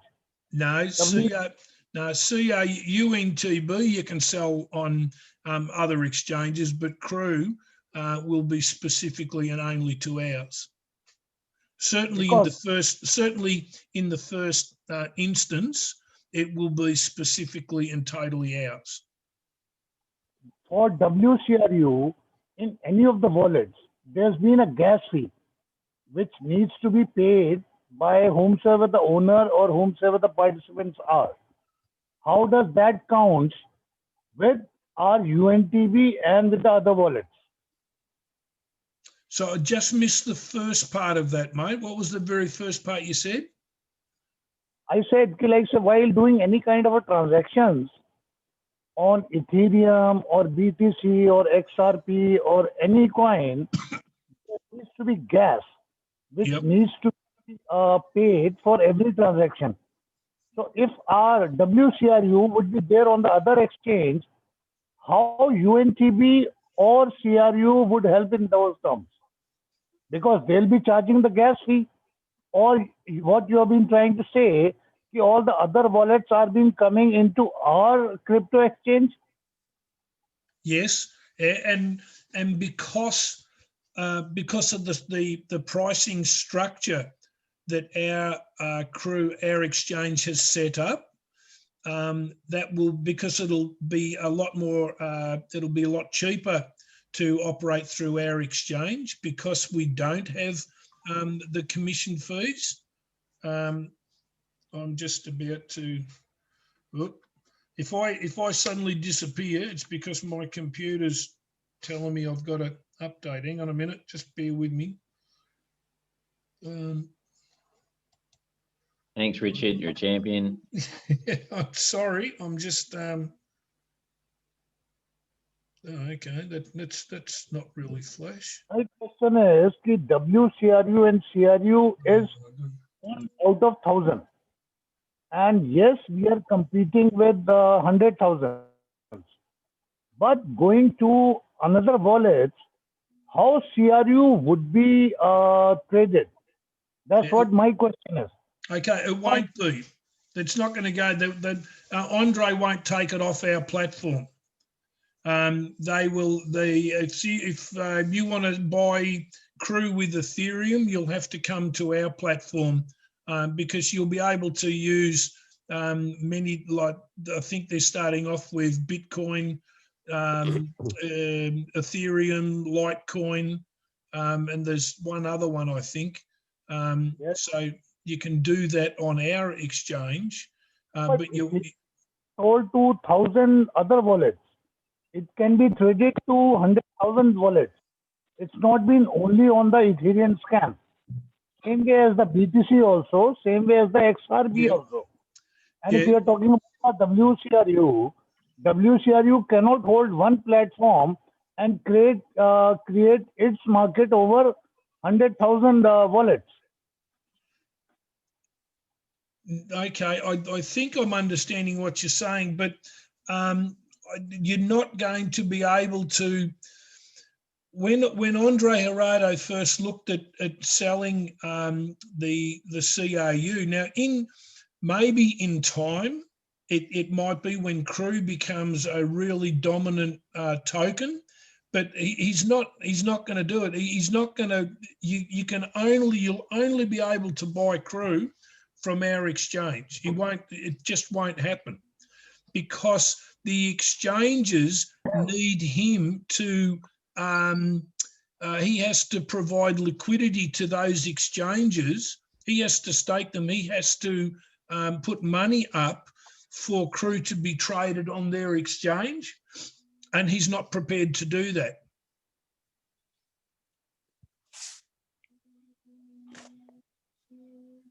Hey, Richard. Yep.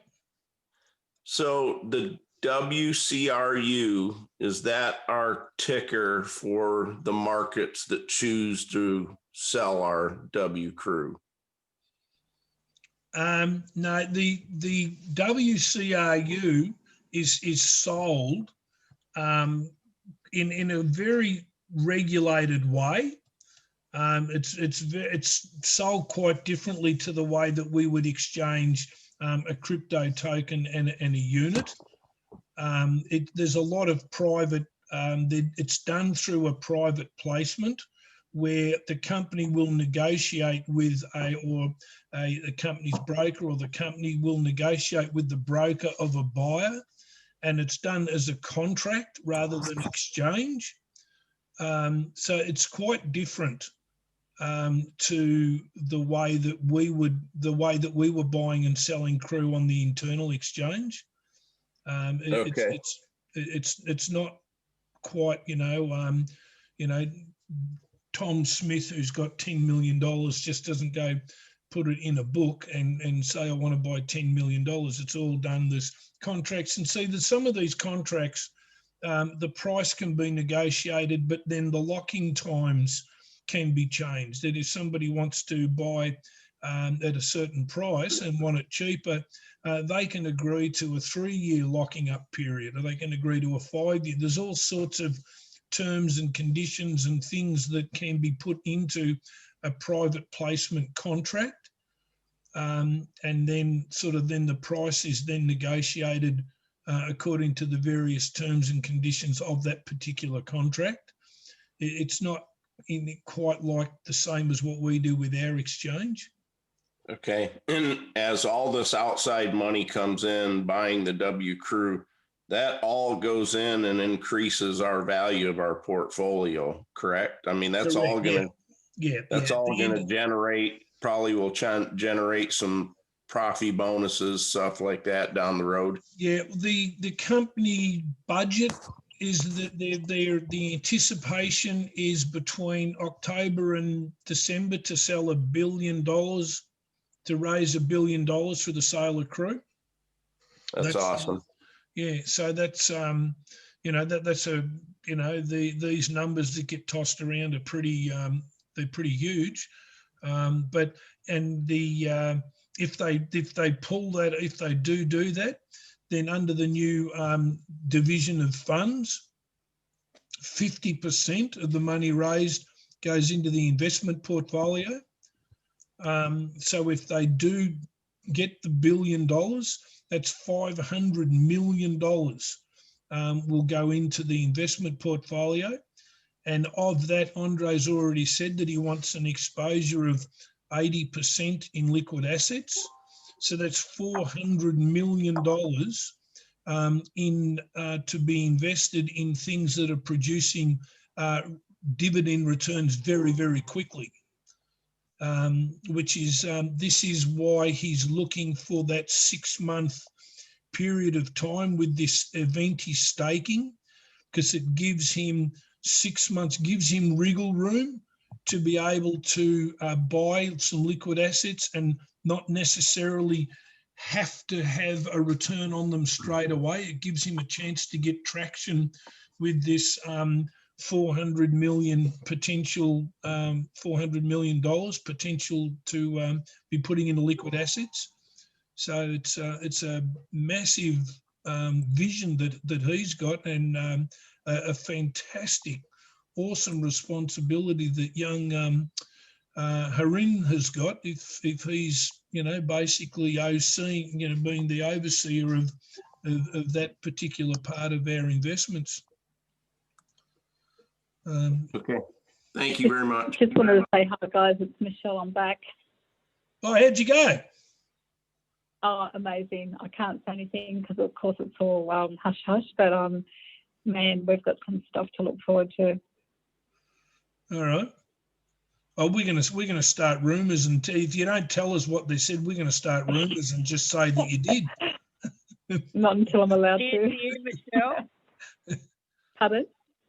Cheers to you, Michelle. Thank you for doing what you're doing. No, that's all right. Did you actually did you just see it, or did you get to actually play on it, or did you just see it? I saw it, and I'm going to get to play on it tomorrow. Ooh. Michelle, are they looking for more people to add to the 100? No, they had 2,000 apply. Wow. And they're saying to 100, are they? Pardon? They're sticking with just 100 beta testers, are they? Yeah, they have to. Yeah, all right. Well, that is something that, like I say, that seriously, if you can keep us up to speed a little bit on what you can tell us, that'd be great. But how exciting. But it does, one of the questions. All I will say to you guys is like, again, start to get all your stuff under control and start learning. Like, there's quite a lot to learn about an external exchange. So for those of you who've never done it, and I suggest you start learning really fast. Because the one thing I can tell you is if you make a transaction, and this is public knowledge, let's say, for example, you had Bitcoin and you transferred it to the wrong wallet, there's no refunds. Okay, so that's something that everyone's got to start making the effort and start learning. Maybe we can get a discussion going in the education Telegram group about this kind of stuff, because it's going to come up really fast, and everybody, including me, Richard, and all of us, we all have to really get used to learning and realise that if we make a mistake, there's no refunds. Just a question was asked, Michelle, while you were away, and Yeah. I don't know, I mean, I'll ask you, and you can tell us what your gut feeling is, whether you're allowed to say anything. But the question was asked, the potential for the exchange to be actually open by the end of the month. Is that looking good? Yeah. Gee, don't elaborate. I can't. I can say that, yes. No, that's okay. That's one thing for you all. I'm giving you the biggest hint. Start learning how to trade on a blockchain. That's like the biggest hint I can give you, because especially with all the rules that if you make a mistake, there's no refunds. Like now, if we our credit card's used and it's a wrong transaction, we can get a refund. We can dispute the transaction. There's no disputing transactions with this one. So you all have to learn fast. So I'm wondering whether Richard, if we should start some stuff in the education Telegram group where people can join, and we can start putting up articles that we find public, and maybe even get one of those trading programs that we can all log in and just pretend that we're trading shares and get used to that kind of thing. Well, I've got the platform that I trade with have a demo account. I'm like next Wednesday I can load my demo account and go live, and we can look at different indicators. Look at the 5 most popular indicators, and then we can put them up on my trading account, and we can play around with it. I don't mind. I think we need to start something really fast. Seeing what I saw tonight, I think we all need to start learning very quickly. And you know, Andre told us that, you know, learn, and we do need to do that. Well, I mean, we need to get used to this platform. It's a very different platform than probably, you know, I'm sure there's lots of people here that have never traded. So, you know, it's something that we're not just going to be wake up in the morning and become expert traders. So start learning. Yeah, that's a point, Michelle. Did they talk about it, Harry? What Harry just put in the chat group there? Does everybody have to trade? No, like you can just have it. You know, you can put it in there and sit there and watch your UNTBs and crew go up, WCRUs go up. Yeah. But you know, if you want to buy, like say there's a price that goes down and you want to buy, and you're sitting there, you know, you want to have money loaded up, and you know, you might get a bargain. It might dip one day and you think, oh yeah, I've got to spare $50 or $100, and you know, you might just get a little bargain. Yeah, look, I mean, what people need to understand is that with crew, and this is real, and because this will create troughs and peaks, and this is why what Michelle's saying is really important, is that the day that the dividend is declared, the person who holds crew, WCRU or crew, the person who's the registered owner of it on that day gets the dividend. Now, when people start to understand that, that means a day or two before dividends are declared, there is going to be a massive spike in the need for people to have UNTB and for people to want to buy crew. Then what happens with a lot of traders, and not that I'm a huge big trader, but you do it yourself, is that when that moment has passed, you will then sell your crew, or you'll sell your whatever the asset is, to cash up, to then be able to go trade somewhere else and do something else to make money.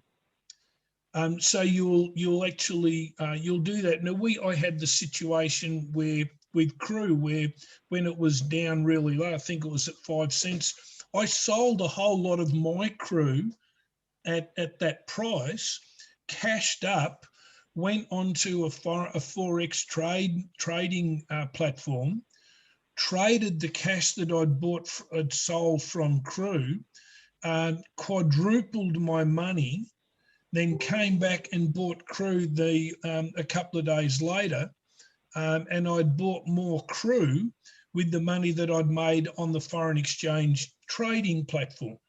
And this is the sort of thing that you actually can do. But what we need to be aware of is that each month people are going to be coming back. Once people start to understand that dividends are paid, and say they know that dividends are paid on the 8th of the month, they're going to be coming back on the 6th and the 7th to be looking for crew to buy, so they cash in on the payment of the dividend. Then once they've got their dividend payment, some of these people trading will take a neutral gain on crew, so they'll sell their crew for the price they bought it because they've pocketed the dividend to raise cash to go do something else, and they'll come back and see us next month. The company is going to declare at 12 o'clock Moscow time every Monday the official price of crew. Now, once people start to see that and see what the price is and what the company is declaring, there will be a spike just before that declaration of people buying crew, so they can buy it at a cheaper price and cash in on the new official price.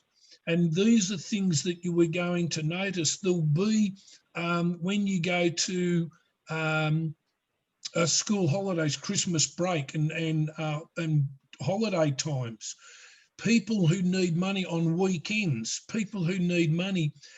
As crew starts to move up and down, they will sell crew on a Friday afternoon because they need cash for the weekend. And if you're watching that, what Michelle said, that you'll see it dip down. If they need money, someone will offer it at a lower price, and that could be the chance when you actually get to make a little score with buying and selling. For those that are interested in doing it, it's not something that everybody's going to do, but there are certain patterns, and you'll see it, and the pattern will be on the Monday just before the 12 o'clock declaration. Each month, just before the dividend is declared, you'll see spikes. And if you're watching, if you understand how trading works, you will see those spikes beginning to occur. And then you can start to anticipate when you would want to buy crew or when you want to sell some. Because obviously, if you were thinking of selling some and it was coming up towards, it was the 3rd or the 4th in the month, well, you'll be watching the price of crew because you'll be looking for that spike where it goes up to sell it at that exact time. And that's the skill set that Michelle was talking about that we need to learn. Yeah.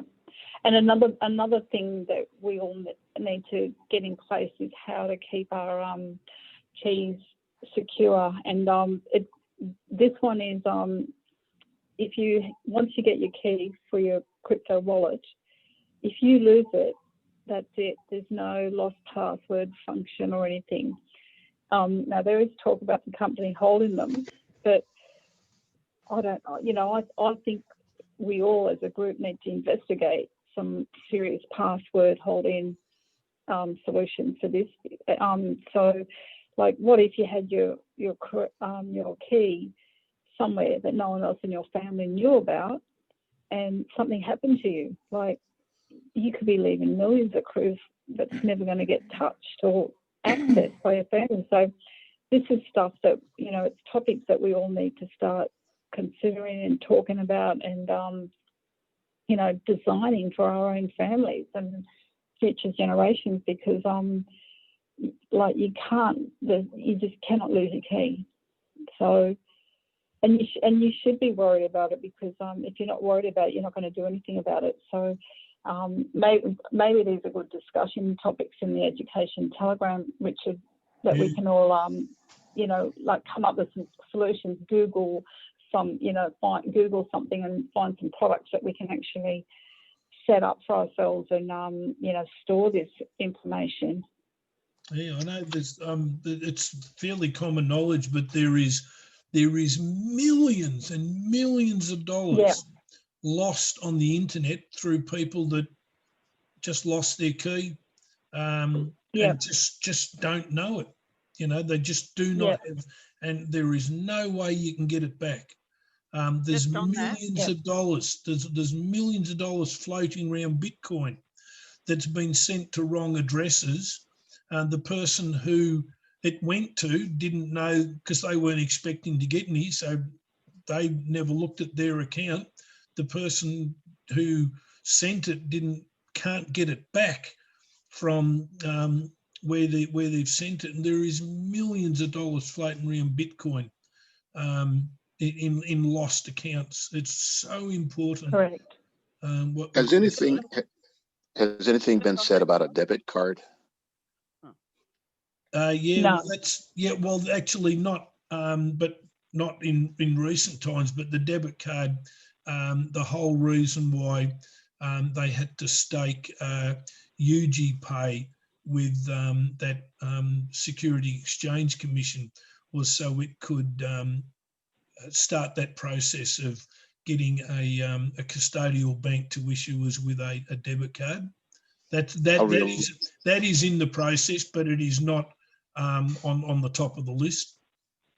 Okay. The only reason I ask, because that's an easy way to actually get cash out of the account, I would think anyway. Yeah, no, it's definitely on the cards, because Andre wants it so people can go anywhere in the world, and anywhere that takes Visa card or MasterCard we'll take our debit card, which will be, be backed by UNTB and SDU, USDU. So that's definitely something that they're working on, but it's just not sort of on the top of the list at the moment. Sorry, Richard, just one more thing while people are here. Sorry, Pamela? While people are here, just to make sure that people are looking after their accounts, whether they've got SWIG parts or CRU or UNTB or whatever in the future, just make sure you go into your profile and fill out your trusted person so that you've actually willed your what you have bought and accumulated to somebody. So it just doesn't float in the air like the Bitcoin, like you were just describing. Yeah, that's a good idea. So just make sure that everybody goes to the trusted persons and nominate somebody, obviously, that can take care of your estate if something does happen to you, like your father, mother, sister, brother, or whatever. I'm going to talk on behalf of Australia. Like in our will's law, we actually have to have it in our will to execute it. So that it could get quite messy if you don't actually put it in your will in Australia. I don't know about other countries, but I suggest that you guys all find that out in your different countries. Mm. So I'm about to start all that process myself. Well, with my kids know where all my passwords and usernames are, and I told them that, listen, if I turn up dead, get into those accounts and empty them before you notify the authorities. Correct. Clean out those accounts. Don't let them get caught up in probate. That's correct. Absolutely. Great advice. Funny. But all right. Anything else? Or have we getting Richard? Yeah, mate. Richard, yeah, one quick question, please. Sorry. Yeah, mate. With regard to what you said tonight, I've always thought in the past it was going to be an external exchange via public exchange. And tonight you've mentioned it's going to be our own exchange controlled by the SEC, correct? Yeah. So following from that, will there be subsequently a public exchange where one can buy UNTB, for example? Yes. Yeah. UNTB will, because it's a utility coin, that you can, any person who has UNTB can take it to an exchange and begin trading on it. You just got to generate interest in it. But that's different to CRU. CRU had to be underwritten by the company, and the company's not prepared to, they're not giving money to another exchange when people can come to ours. And Andre Harata was more interested in putting the money into building an exchange that he can attract people to come to, rather than put up money to support another exchange just to be able to sell CRU. But utility coins are quite different. You can take a utility coin to any exchange and start trading as long as you can find someone to trade with.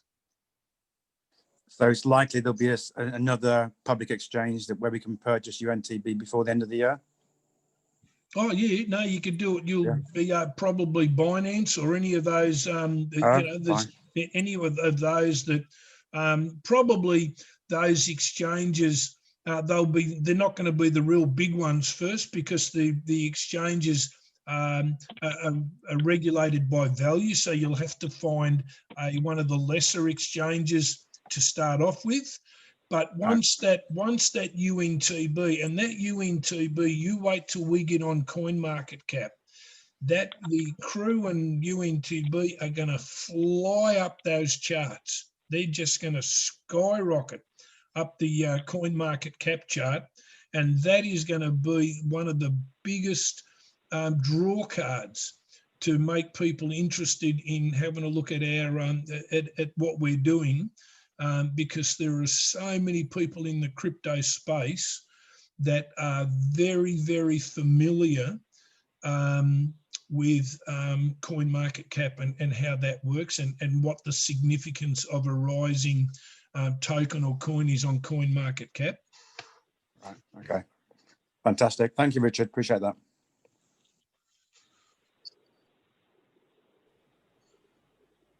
How long will it be, Richard, before we see it on the coin market cap, do you think?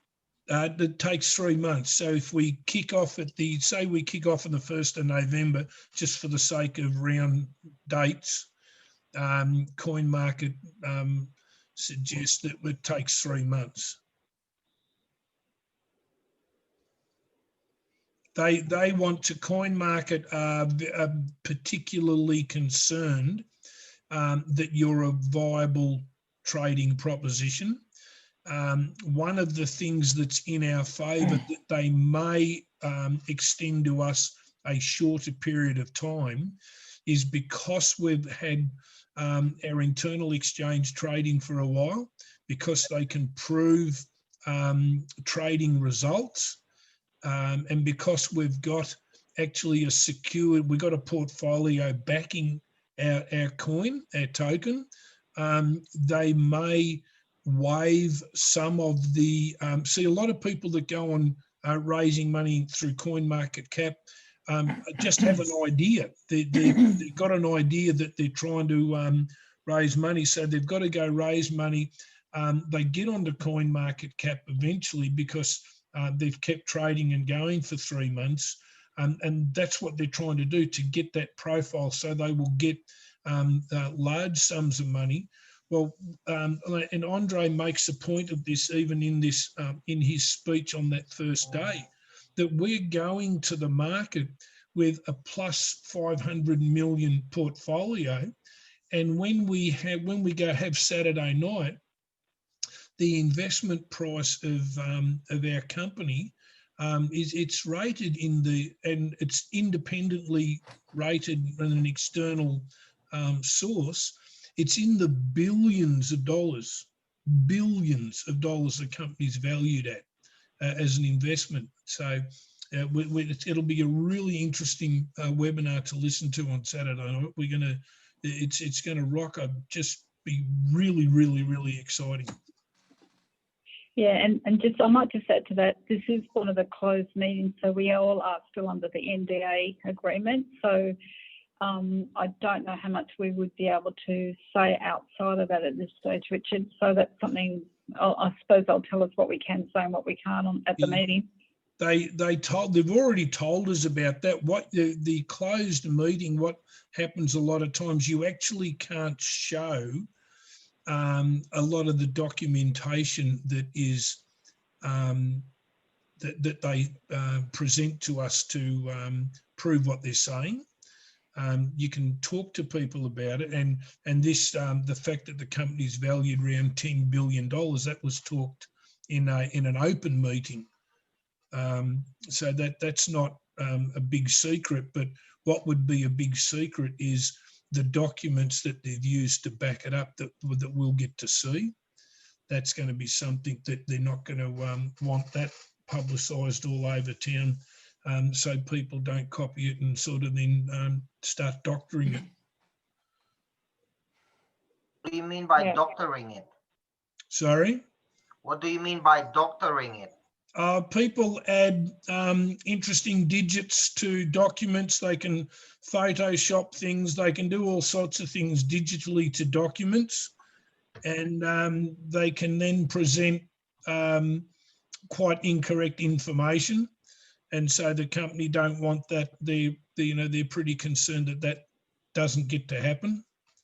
So if I tell you something, if I tell you the thing's worth $10 billion, I can tell you that.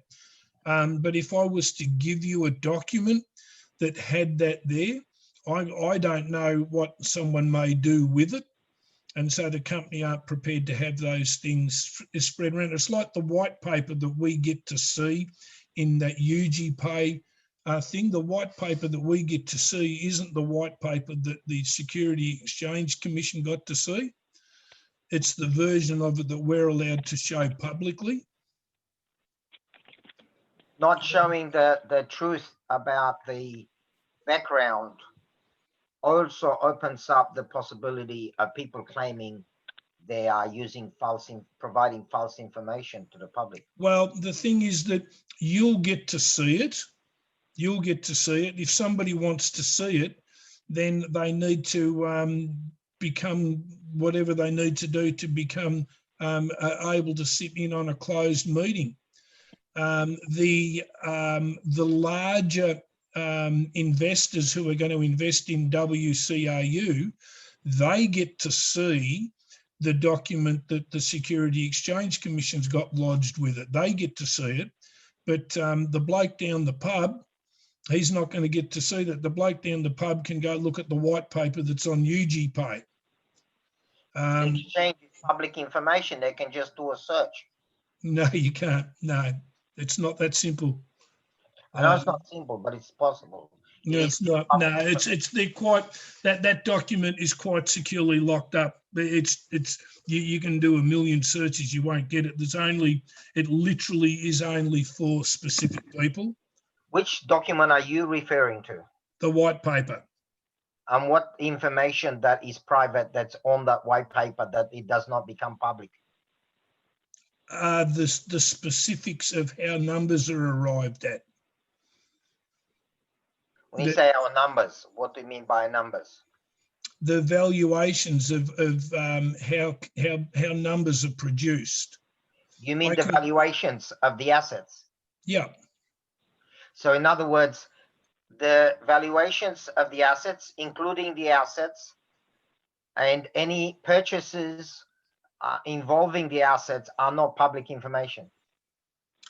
Not necessarily in the detail that a $10 million investor would want to see, as compared to $1,000 investor. A $1,000 investor is not going to get to see it, and if he doesn't like it, fine, go somewhere else. So what you're saying is that if the company claims that they own a gold mine and wants people to invest because they will get a certain amount of return promised from the gold mine, they do not get, or they do or do not get to see proof that that company actually owns the gold mine. No, you get to see that. You get to see that in a closed meeting. You get to see what exactly? Well, we've seen the documents. We've seen the assayers' reports. Yeah. We've seen the documents. We've seen all of that in a closed meeting. What document are you referring? You're referring to the purchase document, the contract to purchase? The entire document. Okay. And what type of information is on that document you saw? Well, that's what's disclosed in a public, in a closed meeting. We're not going to say specifics. Just sorry? The headings. Like, you know, what you keep saying the document, but you don't say what the document actually had on it. That's because in an NDA meeting you can't.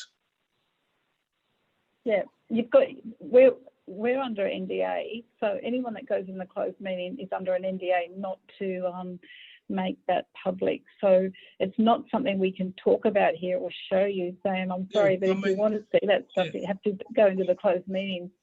No, I understand Sam's point. You realise that this sounds awfully sus from an external standpoint. You say, we bought a piece of land. Where did you buy the piece of land? Well, I can't tell you. How much you pay for it? I can't tell you. You know, what sort of returns have you been promised? I can't tell you. Who was the purchaser? I can't tell you. If you wanted to buy my piece of land, I'm more than happy to pick you up in my car and drive you down and show it to you. But I'm under no obligation. Sorry?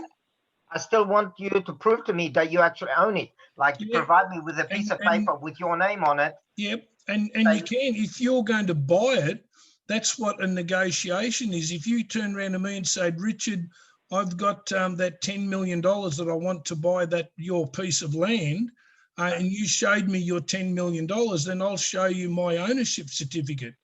But I'm not going to show you private information like that just because you ring me up one day and say, hey, send it to me, show it to me. That's just not going to happen. That's actually, business. Ownership is a public document. Your ownership. No, it's not. No, it's not. No, it's not. No, it's not. No way. No, not it's for something like just this. you're not understanding the concept. That your argument is you're not anywhere near close. Well, I purchased a piece of land today, and my lawyer got the title search within half an hour. He did it online. Good. Yeah, but you purchased it. Sorry? That's good. That's good. That's great. It's not a And there's business also arrangement. a Sorry, lawyer. you're so wrong in what you're saying. He's allowed to search titles as a lawyer in the same way that a broker, a sophisticated or a dignified investor is allowed to see these white papers because they're spending big money. But the public doesn't have access to that stuff. Yeah. No. You know, it just Correct. That is correct. And you know, yeah. And it would be kind of really stupid to make that stuff public, because you'd get all kinds of other companies following us, copying us. Like, it would just be a nightmare. Like, you just could not make something like that public. But also there's confidential corporate arrangements that are made between corporations and people that those other people don't want their information just bandied around all over the place. You know, that's. I mean, think of your super funds. Like we get paid a return every year, but I had no idea every little asset my super fund owns. Like, I just pay the money in and I get a return. They're not at liberty to disclose every little asset they have. They have to just provide me a return, and a fair return. That's Yes, how it works. you work on trust. What you're saying is that you work 99% on trust. In fact, I think that it's very simple. It's like you buy a car, you can show to everybody that you have a car, but you cannot show, the people don't allow to ask you where is your invoice and how you credit it and something like that. This is the same thing, right? So don't waste the time of everybody. Just go to research what you want to know about the public and private. Yeah. Then let us talk the other topic, please. Yep. Yeah, we'll keep moving on. Yeah, fair enough. Look, Sam, I don't mind chatting to you at all, Sam. But let's move on right now. Thank you for attempting to answer the question. That's okay, mate. I can only tell you what I'm legally allowed to tell you. Okay. Anybody else got anything that they want to raise before we wrap this up? Yeah, quickly. Sorry, Richard, just one more. Just with what Michelle was saying about like being important about learning the exchange and learning about trading, and like being part of like myself and the team that sort of have come in, we've all just bought recently, in the last sort of 6 weeks. So I think maybe one person got some stuff on the internal exchange that's unblocked, but basically all of our block CRU, there's going to be no trading of that, is there? No. We're not going to have to.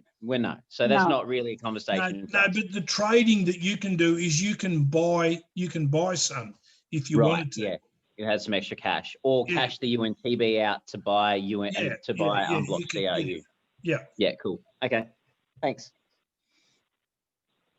Anybody else?